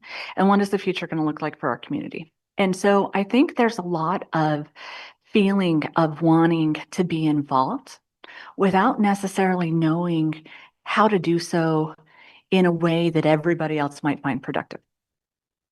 And so I think there's a lot that can be done with community engagement. So if there's a disruptive council meeting, what I feel from that is a lot of passion that's coming through. And I think there's ways to start taking that energy and start using it in more collaborative and constructive ways. I think that type of shift takes time. And I think it takes a multifaceted approach. So I think there's ways to invite engagement outside of just the council meetings, having ongoing town halls, having ongoing citizens academy. I like to have office hours, but ways that you can have a lot of those conversations outside of the council meetings as well. And what I've noticed is the more we can do that, the more we can often start getting our council meetings back on track. Thank you. Have you ever done or managed zero-based budgeting? And if so, do you think this would be a good way to handle challenging budgets that this city has been facing? So Texas has zero-based budgeting, and California does not. And coming from Texas and then going to California, I was like this iron-fisted finance director because I was like, you can't do that. This is like imaginary money. We have to just be focusing on our actual budget. So maybe I think it's important to really look at budgets. When it comes to budgeting, I don't like to give quick answers because I think it's important to have a lot of conversations and really look into it. I think it is a way that I tend to lean towards, partially because that's something that I'm a little bit more familiar with. And the pro of having that type of budgeting too is you have you're doing things sort of on the front end and you're able to manage expectations in a way that I think sometimes is really critical. One of the worst things I think we can do in government is overpromise, especially in these times. I think it's really critical that we are able to communicate out exactly where we are financially and be transparent in that process all the way around. So I think it'd be worth looking into. Let me put it that way. Thank you. Question from the crowd before I go to my next one? Yes, sir. And I promised I'd be more succinct, but I'm clearly not really doing that yet. So bear with me. You're doing a great job. My name's Alex Geller. I'm just curious about organizational change. Have you led an organizational change effort? What were the biggest challenges? What did you learn? Did it work? What didn't work? Yeah, so that's a great question. And yes, I have. I think it's hard to have been a city manager right now and not have led that to an extent. I am a Lean Six Sigma black belt, and I also have some certificates in change management and some other areas as well. That's something I actually really enjoy doing. In my last couple cities, both of them have had pretty big deficits and have had some other transitions. We've had to do some reorging and some other things along those lines. So looking at how we can do so in a strategic and supported way is something that's really important and critical.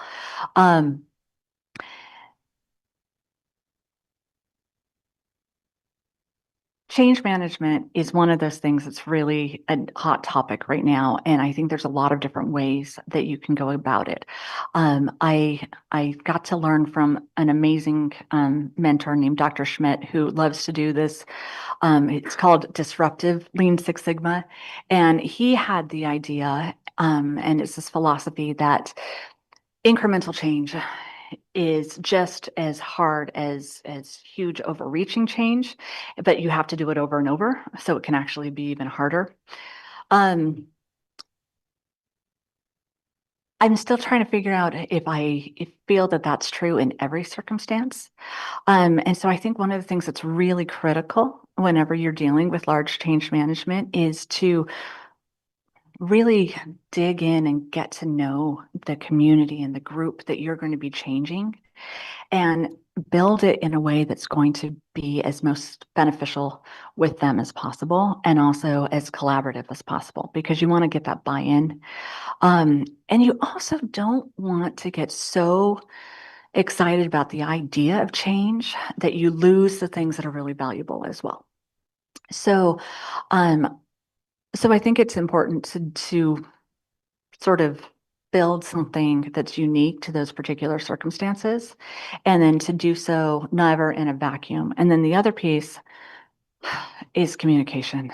The biggest piece of any type of change or management or anything with any organization is making sure to communicate and over communicate. Nature abhors about vacuum. And so you fill up the vacuum with misinformation if you're not getting the correct information out there. And every time in my career, which is starting to feel really long at this point, every time that I have seen a project or a change or an organization really struggle, a lot of that has been with not being able to communicate it in a way that was really getting through to everybody so that they knew what to expect. Because I think that's one of the biggest challenges with change, is not knowing exactly what to expect, and that's scary. So making sure to not do that. Sorry, Ian, I'm trying. No, you're good. You're good. What do you think the role of the federal, state, and municipal governments should be? What would you change? What's your philosophy about the role of each of the governments? Wow. Okay, so that one, if we go into this, we will be here all night. So let me just start with a few things. And let me just start with sort of under yeah, I don't even know where I was going to go with that. My overwhelming philosophy when it comes to being a part of the government is, particularly in this role, which to me is one of those roles that I love. Municipal government. Municipal government impacts the community, and that is, it's the most underrated form of government possible, as far as I'm concerned, because that is when you can really make a difference in the community and you can really see change happen. It's a lot harder as you get to larger government. And And so municipal government, you are serving your community. And so your role is to lead the community in the way that the community requests. And that's it. And it's taken me a while to recognize that every community and every city actually gets what they ask for. And you see that in different ways. And the more that the community can understand how much of an impact that they have in those roles, the better, because then you can really get that community engagement moving forward in the direction that the community wants to see things happen. When it gets to state and federal government, it gets a lot bigger and messier. And right now, I think we are more divided than we have been, and which makes local municipal government, I think, even more important because that is what you can shape. We can shape things, I think, in larger federal governments to an extent, but a lot of it is wishing on a prayer a little bit that things will move forward in the ways that you're hoping that they will. And there's a lot of things that are out of our control. States, one of the things that you all have here, which is really unique, is getting to be part of a capital city.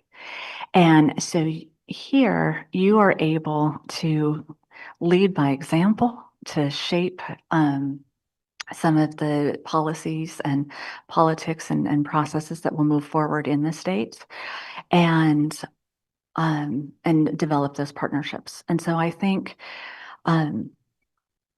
that's something that's really exciting. And that's also something that's nice about being in a smaller state. In Oregon, we were able to have a lot more influence than we were in California. Texas is its own country, so we'll just let that be there.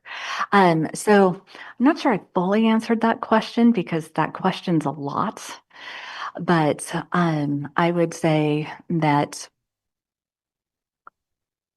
I think that the more people can be involved in trying to shape things the way that they're hoping to see things moving forward, the more important or the more impact they can have.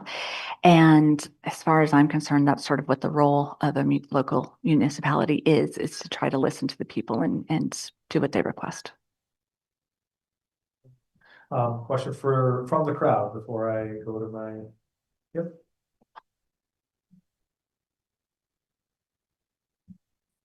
Tom McCollum. Hi, Kelsey. You've been a city manager in 2 communities. And you were not in either of those jobs for a really long time. And this is a job that typically people will stay in for at least several years. So why did you decide to move on from those 2 jobs? Okay, great question.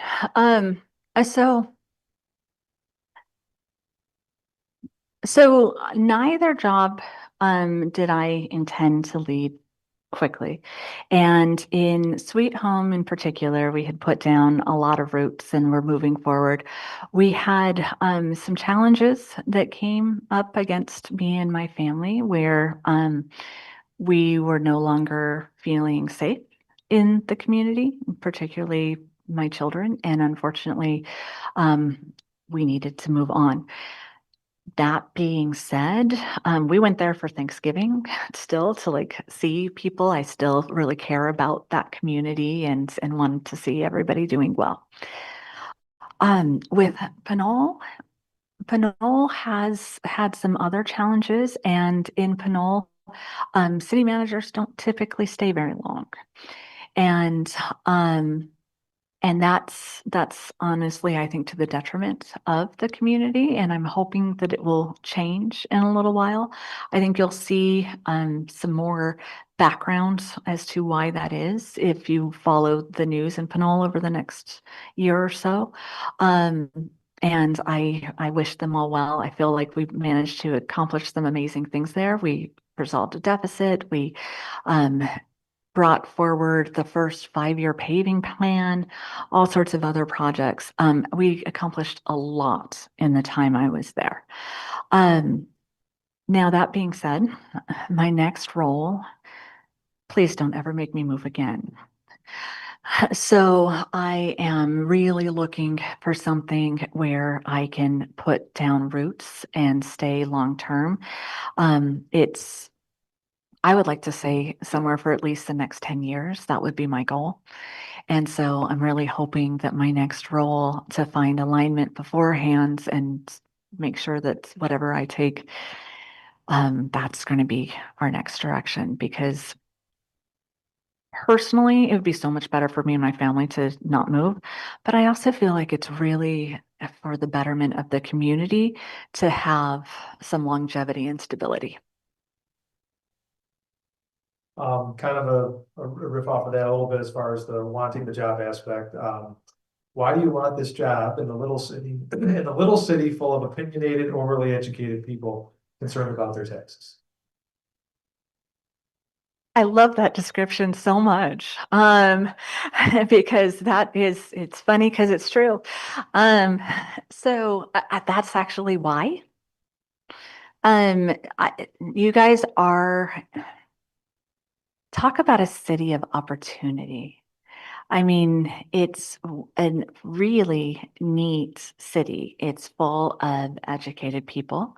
It's the smallest capital. And I know you all don't like always that description, but it's also really cool. I mean, to get to be part of a capital city where you still get to know your neighbors and you can actually see the difference that you make, that is incredibly rare. I can't think of really anywhere else that has an opportunity like that. You've got really cool old buildings. You have really good restaurants. I'm still scared of the snow, but my teenage boys love that idea. And I have learned about snowmobiling today with heated seats, and that sounds really cool. So, you have some challenges. You have opinionated people, but a lot of that to me just is passion that needs to get harnessed and tackled and moving forward. You have some infrastructure challenges, but goodness, who doesn't? You have some potential budgeting challenges, but again, who doesn't? But you are also literally, you have the capital in your backyard. You can, there's so much you can do. I keep thinking about, oh, and then if I started, this is one of the things I would look into, the sort of different revenue sources and so forth. And so I just think it's an amazing place with tons of opportunity, and the opportunity to continue to be really noticed by the rest of the country, and to do things that no other city could really do in the same way that you guys can do here. Question about trust. How do you build trust between the city staff and the council? And then also, how do you garner trust with your own staff as you build your team? So this is a team, I think, that has been through a lot recently, has been through a lot of transitions, and a council that I think is excited for looking at different opportunity and trying to come up with a way to lead in the way that they're representing the community. And I think there needs to be some additional bridging that needs to occur. And I think it would be really beneficial all the way around. I'd love to do some potential workshops, some retreats, and some discussions of alignment. You guys have a city plan that is the best city plan I think I've ever seen. And that's not really a surprise. I mean, it's award winning and so forth. It's also a lot. And it's a lot of projects.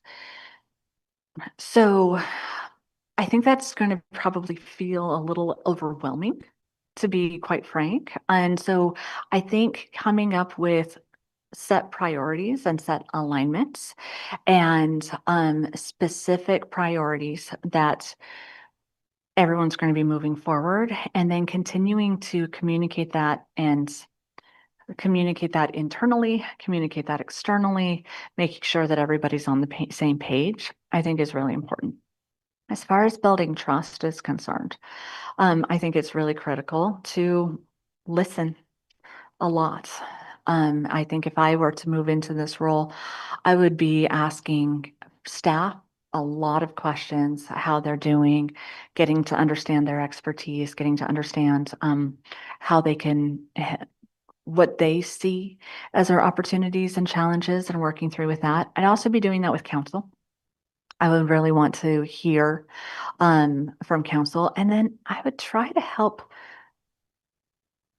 start some conversations between council and staff as well. Then we also have the community, because you need alignment between all three groups in order for any city to run well.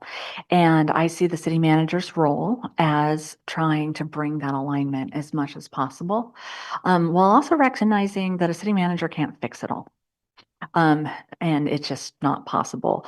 But you can bring forward some of those conversations. And if you can have a community, council, and staff all in alignment, you can do amazing things. But it also is the responsibility of each of those three groups to also work on that as well. Thank you. Any questions from the crowd before I go back to my written ones? Yep.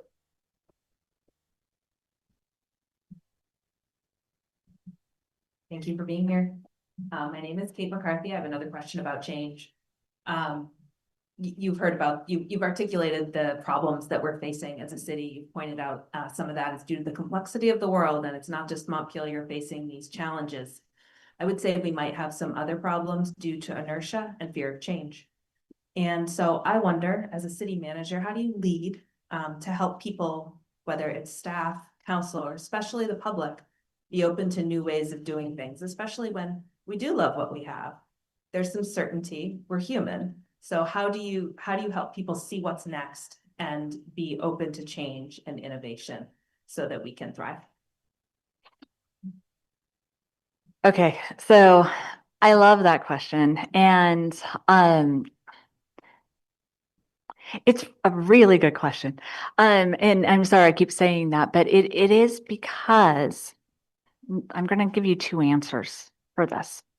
So I am someone who enjoys change. I came from a military family. I got to move. I got to be in different countries. I got to experience a lot of things. And there's actually even I love doing retreats and workshops and so forth. And there's this one exercise that I'm not going to tell you all, because if I come here, I want to be able to do it. But the entire exercise is you think it's about something else, but it's really actually about how you're going to deal with change.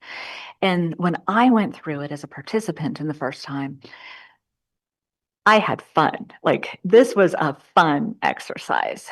But I watched most of the people that I was with, and for most people, it felt really uncomfortable and even a little scary. And that was when I kind of realized, okay, I'm a little bit different. And I like to move at a speed that's faster than most people.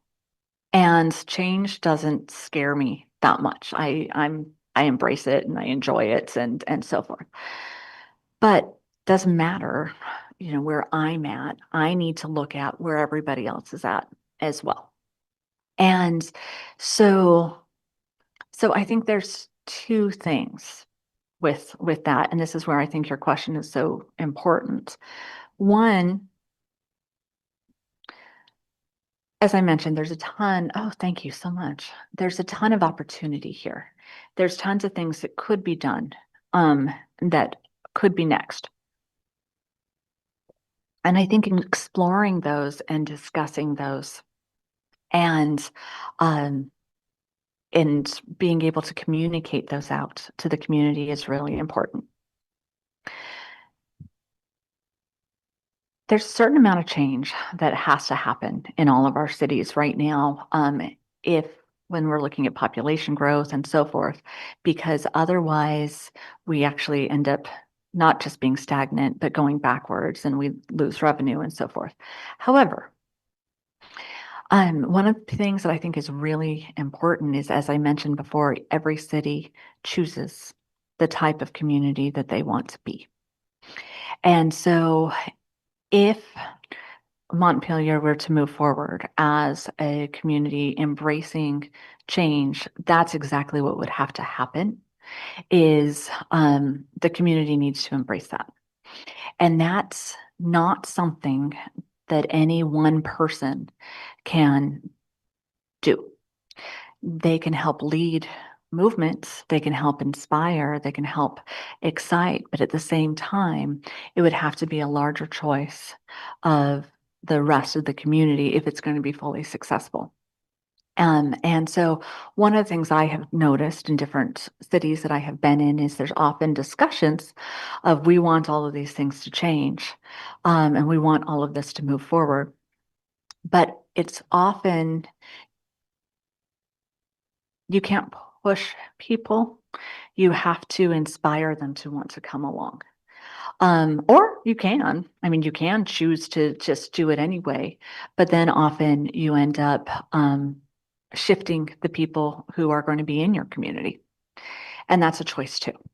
So it all comes down to, I think, a lot of additional discussions and choices on how the community wants to move forward. So that all comes back again to community engagement, discussions, and really deciding on set priorities.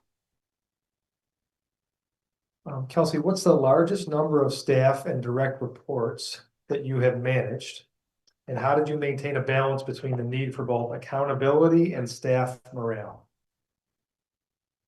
Okay, so I think the largest team that I have managed has been about 130 FTEs, plus some part-time and volunteers and so forth. And I had a team of executive team members of 10. And however, then there's multiple tiers down there as well. So the team is critical, and they're also they're really who gets everything done, and they're also made up of people, most of whom are going to be really cool, because most people who choose to go into this line of work tend to be pretty cool, because it's not an easy path to take. You have to want to give something back to the community to take this, because you can get paid more and a lot less stress in other roles. So balancing that is, I really believe in as much transparency as possible. And I know I keep saying that, but going back to having dashboards, having clear alignment, having clear work plans, talking about who exactly is responsible for what, that helps with not just getting the stuff done and keeping people accountable, but it also does help with morale, because you know what you're responsible for, you know what's expected of you, and hopefully you can mostly stick to that, because these days too, governments are so lean, you tend to be having to do a lot. So having those clear expectations can also be really, really encouraging and comforting for the team. And then I also, like I said, communication is so critical. So I have weekly executive team meetings. I have one-on-one with my executive teams. I also think it's important to have all hands meetings. That's something that has kind of gone by the wayside a bit after COVID. And I think it's really important.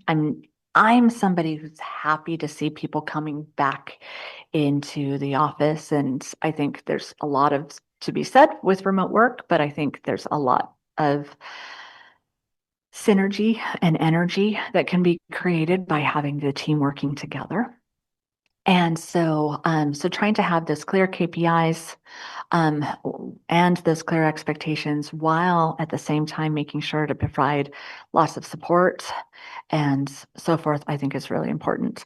I'm somebody who I really believe in leading by example. So, if we're working on a budget and the director of finance is staying until 2 a.m., so am I. To make sure that those particular tasks are getting done and that they have the support to do it. We've had grants and stuff that have been the last minute, and I've stayed till midnight to help that grant get done because I think it's really important to be able to both show that support but also lead by example. Thank you. Yes.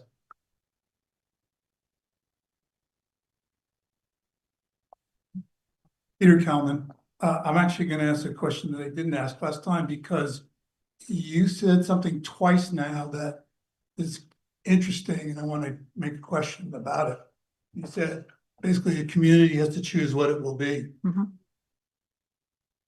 We have an interesting community.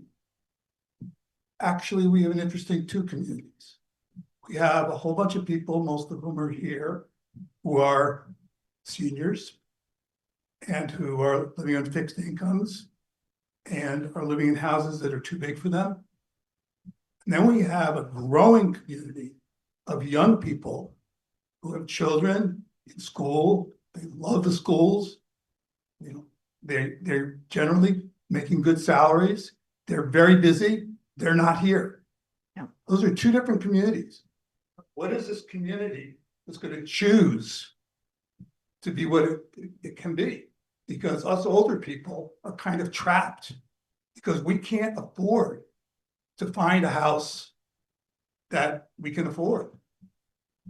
That's silly what I just said, but how are you going to deal with those two communities? So, that's again, and I keep saying this, but it's also a really good question. And it's another dynamic that I think a lot of cities are going through right now. Not to try to state that this is, an easy thing to solve in any way, because it's not. That's part of what I think is going to be the challenge for the city. And again, that is where the community does choose. So here's what happens. The more that I think as a senior community, you can be involved and you can voice your opinions and you can talk to council and make sure that they're aware of the challenges that you're facing, the more that can then be put into place with policy. The city is also, as you mentioned, shifting. And I think that's one of the areas where we need to look at additional housing alternatives. And it's another area and room for opportunity where you can have the best thing from putting on my economics hat that you can have in a community is families moving in. So making space for both groups and treating both groups, with respect and hearing those voices as that policy is being made. That's kind of what I'm talking about, in that the community chooses who it wants to be by voting, by being involved, by being in the community engagement, and by working with your council on shaping the city to look the way that you want it to look. As a city manager, I do operation side based on what council directs us to do.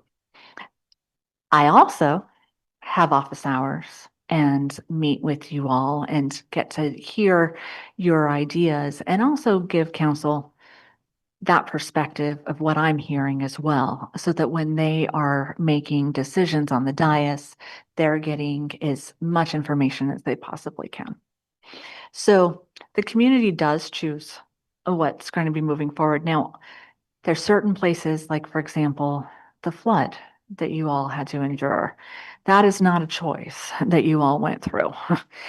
And there's a lot that you've had to do in order to rebuild after that. And I will say, in watching some of the news articles, reading some of the things, it's impressive the way that everybody came together and has been still working through that and supporting local businesses and so forth. And so I think you can tell from that type of dynamic and energy that came from that, that there's still a lot of amazing opportunity that can continue to move forward here. Thank you. What's your philosophy and style around staff evaluations, performance appraisals, things of that nature? Okay, yes. So I like that one. That's a very straightforward question. So I think it's really important to have staff evaluations.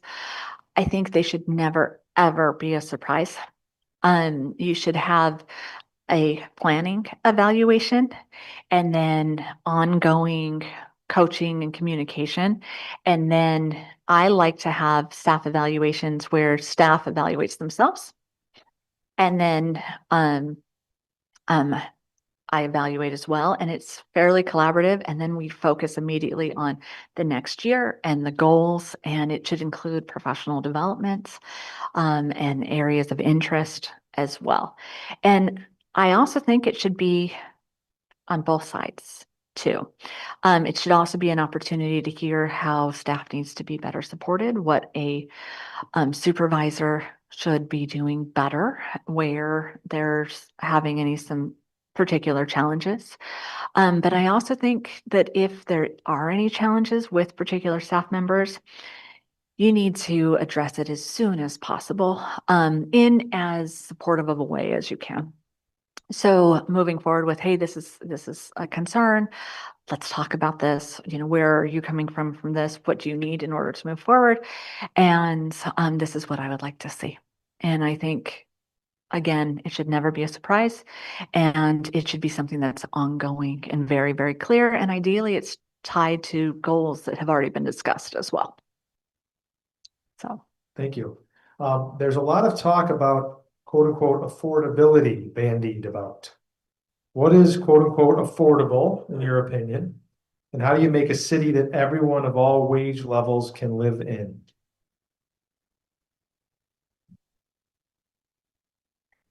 so affordable is actually one of those terms that I'm not a huge fan of. I do prefer terms like attainable housing and so forth, because what is affordable, right? And I think that term changes quite a bit depending. So, for example, I've been in the Bay Area. I make a good salary.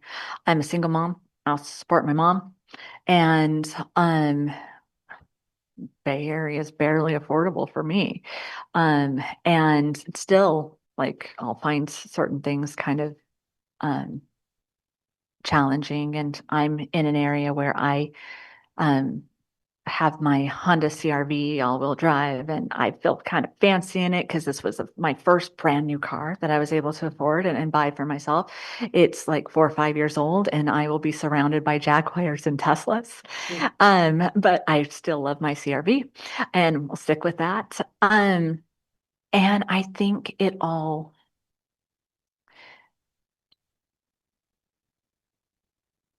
this is a day and age where I wish like crazy I had a magic wand and a silver bullet that could fix this particular issue. I think it's really hard to solve this problem, and this is a challenge that I think is a challenge nationwide. Actually, more than that, globally right now. That being said, there are many creative options that can be out there. I love looking at housing. I love looking at different programs. I actually read about different types of housing techniques and building and affordability on my own time, which is never, but still.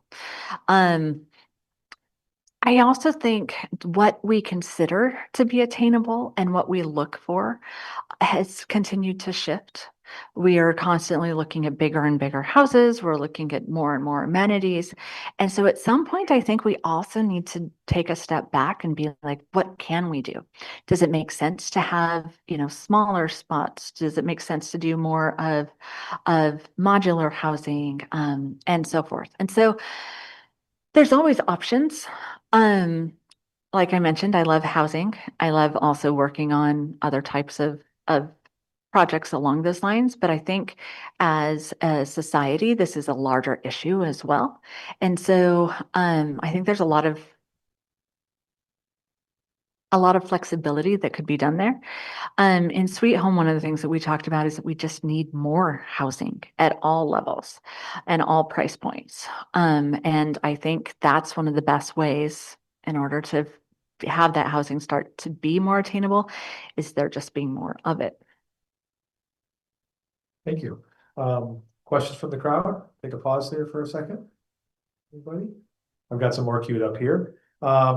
We have an aging, failing infrastructure, particularly in the area of water and sewer, not adequately maintained for 25 years, and the need for $50 to $80 million to address. How can you help create community and financial commitments necessary to start addressing this crisis? Yeah, so I saw your wastewater treatment plant and your water treatment plant, and they're both actually in pretty good shape. What you have, I think, is some larger concerns having to do with your pipes, and that's going to be expensive. So in Sweet Home, we had a wastewater treatment plant that was completely failing and we had no funding for that. And I've been heavily involved in obtaining funding on figuring out both a small rate increase, also grant programs, also going to the state and asking for funding, and a few other things in order to move all of that forward. Very successful. It's now under construction and it's looking great. Aging infrastructure. Any city that was built before 1950, actually, let's say 1990, is dealing with a lot of infrastructure challenges. And that's going to be a reality. So there's a lot of different ways to come up with various funding. In Pinole, we had about 120 million worth of delayed maintenance and infrastructure. And you start chipping away at it and recognize that things are the cheapest that they are ever going to be, just like we are all currently the youngest that we will ever be. So tackling that as soon as possible is critical in order to try to move things forward. So there's different ways. I was able to do a vehicle impact fee in Pinole that brought forward about 1.2 million for roads maintenance. Like I mentioned, I was able to do the rate increase, but grants, sponsorships, all of these other areas, bond projects, are the things that are going to have to be brought forward in order to tackle some of that, because this is the type of large funding projects that are only going to get more expensive and they're only going to get bigger as well. So again, when I talk about the community making choices, we're going to have to decide which ones are priorities and start tackling those and figuring out how to do funding. And there's lots of different funding mechanisms. Unfortunately, some of them will include rate increases or tax increases, but hopefully that can be mitigated with some grants and things as well. Thank you. A question that came up from the Zoom. If you were to be selected for this position, and we're in the position 5 years, what would you like to be able to say on your way out? So I'm assuming you're leaving after 5 years with the way this question is asked. What would you say you would want your impact to be on the city? Okay, well, first off, I don't want to be leaving after 5 years. But let's say we're having the 5-year anniversary and we're talking about, hey, this is what we've accomplished in the last 5 years. So I'm going to frame it in that way. So I would want to see some more housing. Ideally, I think there's some, I personally love the potential of the project with the Country Club Road project. I got to look at that property today and it's gorgeous, even with all the snow. Actually, the snow also made it gorgeous. But having housing, and then also I would hope for happy staff, hope for a little bit more of citizen engagement in a way that was hopefully excited about some of the projects that we're moving forward. I'd like to see the 5-year paving plan that is currently in place having been completed. I think it would be wonderful to have a stronger partnership with some of the surrounding cities as well as the state in general. I would have loved to have been able to say, hey, like on average, I tend to bring in a lot of grant funds. And so I would like to be able to say, you know, hey, each year I brought in at least 10 times my salary, which is normally what I do. I have a track record of doing that, so I'd want to keep that up. Um, and and so forth. But mostly, I'd really like to be able to say that there was alignment with the council, the staff, and the community on the projects that we had been working on for the past 5 years. Thank you. Pause there for a second, see if anybody's got any questions from the crowd. Not seeing any. We do have a couple more left here. Sort of in part related, answered this a little bit, but I'll ask it. We're a very old community without the housing or jobs necessary to support a younger cohort of population. What experience can you bring to create workforce housing in a city with a declining economic base and a fixed aging population? So we did talk a little bit about housing before, but you know, maybe specific to this question is quote unquote workforce housing. Yeah, so I've actually worked on some workforce housing projects in the past, and I'd be excited to do that again.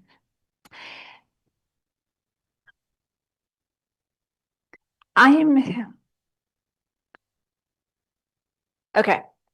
So forgive me for this a little bit. I think Montpelier is amazing, and I think it wouldn't be too hard to bring in more jobs and developments and so forth. I think you really are in a if you build it, they will come situation, because for being as small of a population as you are, it's really vibrant. You have the shops and the restaurants, you have the hospital close by, you have a really cool vibe.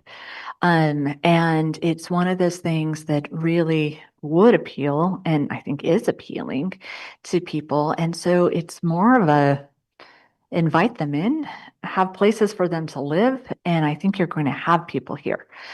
Now, that being said, I think you have a lot of opportunity too, for some smaller startups to start coming in, particularly in tech industries or light manufacturing.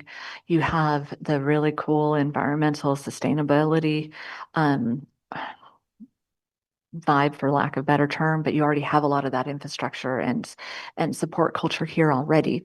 So I think moving forward with some workforce development housing is a good idea. I think one of the big important things is deciding as a community how much you want to grow and what you want that to look like, and then working backwards from there.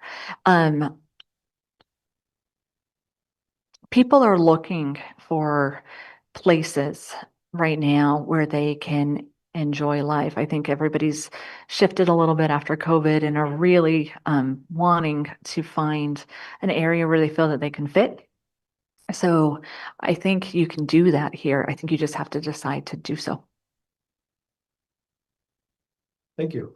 How do you manage work-related stress in your personal life?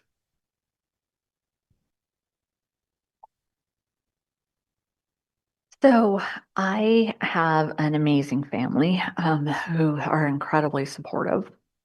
And I really like to spend time with my two teenage boys who still like me, which is kind of cool and amazing, and like to spend time with me. And we like to do a lot of outdoor types of recreation. We love to hike, a lot of water sports, kayaking, and whitewater rafting and things along those lines. Um, and so doing things like that is pretty important to me. I also take time to just sort of reconnect with myself as well. My faith is important to me, so I take time to sort of recenter myself and follow that as well. And then I kind of live for this work too. So some things that are pretty stressful for a lot of people, they are, but it's also you get some tremendous enjoyment from getting to do it. So I honestly like live and breathe it. We went to Disneyland and I had to look at all the bricks and also their like plumbing system. And I was way more excited about that. I look at manhole covers as I'm going around, and I literally read about housing on a regular basis. So, so what for some people is really stressful, for others can be fun. That being said, I have way more gray hair than I feel like I should at my age. And like I said, I have, feel like I've had over 30, 40 years of experience, and I haven't been alive long enough for that to have been the full case. So, um, but I try to have a good work-life balance as well. However, being a city manager, you are on call 24/7. And so you better love what you're doing because it really is all encompassing. Any other questions from the crowd or any on Zoom? Any hands up on Zoom? Okay. I have one last one up here and then I will ask again. How will you leverage technology to help bridge the gap between staff bandwidth and community demand for services? Okay, cool. I'm glad I got that question. So, okay, so I think I mentioned earlier, I'm a Lean Six Sigma black belt. And so I love what that is it's a process improvement type of methodology. And you look at eliminating potential redundancies. You also look at shadow processes, and I really nerd out when it comes to all of this, so forgive me. And I really like different software systems as well. So I have implemented a lot of software systems throughout my career, taking people from, paper processes to a lot more automated processes. And then now we are in the scary age of AI. Um, and there are some concerns with that. My ex-husband does cybersecurity for one of the largest AI companies in the world. So I know a lot about some of that. But it also brings in a lot of opportunity if you handle it correctly, particularly in the areas of sort of certain things with customer service, on ways to get answers back to the community quickly, on ways to do some of the data entry. And as long as you're really careful about any type of security breaches, which terrify me, there's a lot of opportunity there. Also, even outside of AI, there's a lot of different software processes that can improve workflows, that can improve transparency, that can really help appeal to the community and be able to bridge that gap with citizen engagement that people aren't always able to do as much as we would like to, just because of so many other projects. So that would be something that I would immediately be looking at. You have to also be careful with software because it's so easy to end up with too many software systems. And in fact, one of the budget strategies I've been able to do has been consolidating a lot of those and figuring out which ones make the most sense and then making sure people are cross-trained and so forth. But even there's some really great stuff. Like even when we were at the wastewater treatment plant, you guys already have SCADA systems in place so everybody can monitor things on their phones, and just being able to have technology like that, I think is so critical, especially as we're having to become leaner and leaner and leaner. So that would be something that's fun to do. And I keep implementing it myself because I'm a big nerd when it comes to that. And that's also kind of fun. Thank you. Last call for the Zoom or anybody here. Any remaining questions? Or Kelsey? Oh, okay, we got one last one. Okay. Yeah. You sort of answered, I see, Con, and you sort of answered this, but I just want to ask again. I mean, most of the experience you've talked about has been out in California, Oregon, Texas, and here we are in Vermont. You know, what brings you to Vermont? So it is a bit of a leap of faith on my part. I'm going to totally admit that. So Vermont is a neat state. I mean, it's gorgeous. There's a lot of really neat things that you all are doing here. I went to Humboldt State University, and I think half of my classmates were from Vermont. And they all became my best friends, and they were all like, "You would like Vermont," and I think it's really true. And even just wandering around today, I keep having these really great conversations with people. In fact, I was almost late here just because I was talking to people in my hotel, and they were really cool, and they like live here and so forth. And so I think it's a really good culture fit for me. And then all of the outdoor activities, still scared of the snow, but the rest of it is pretty exciting. And again, there's that heated seat with the snowmobiling, so it might work out. And then, as I mentioned earlier, I have a military family, so my family is spread out all throughout the country, and and we don't have somebody representing Vermont, so apparently we need to. But I think this is a really cool opportunity. And I know it's kind of late and we're all getting a little tired, but getting to spend today here has been so much better than I expected.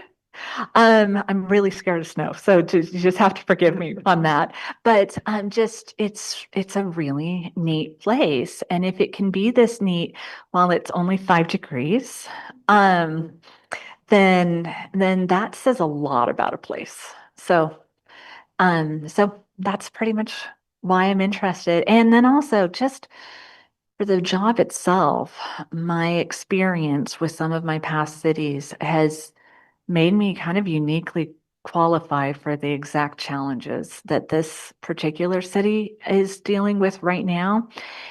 And sometimes I think fate has a way of bringing things together when it's supposed to happen. Thank you for that. Before I ask you if you had any concluding comments, I want to remind the audience members and those on Zoom, please participate in the survey. QR codes are around here, so please, snap a photo. It's a very quick survey. Really do value your input and appreciate your consideration of doing that survey. So, with that, Kelsey, I'll turn it over to you to close us out. All right. Well, I just want to thank you all for coming out and for some really thoughtful, hard-hitting questions. And for staying. I mean, it's past 8 o'clock and you all are still here and you're awake. And so I appreciate that. And just thank you for this opportunity. And thank you for inviting me into your city for today, too. Like I mentioned, everybody's been really welcoming. It's a really neat place. And so whether I move forward or not, I just want to wish you all the absolute best. And thank you again. I would say the community I think I would really love to be a part of. And again, just I'm excited for your future, whether I'm a part of it or not. I think there's a lot of really great opportunity. And I know there's been some challenges, but I think there's a lot of excitement that I hope you all are feeling as you look at the next few years, because I think I think you have an opportunity to really show the rest of the country even what this place can be and what other cities could do as well. So on that note, thank you again and happy holidays to all of you.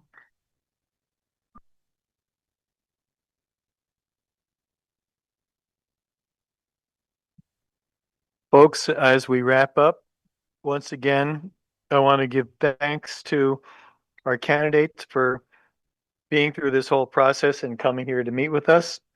The city council for all the many hours of work that they put into reviewing and evaluating all the candidates and getting us to where we are now.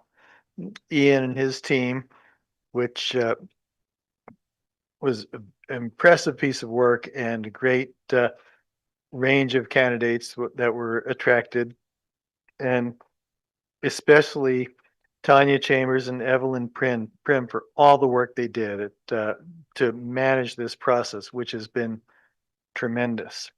We have our regular city council meeting on Wednesday night, and part of that will be discussing the hiring process and where we go from here. So I invite everyone to make sure you fill out the surveys either online or in paper, and we'll see what happens on Wednesday night. And with that, at 8:13 p.m., we are adjourned. Thank you all.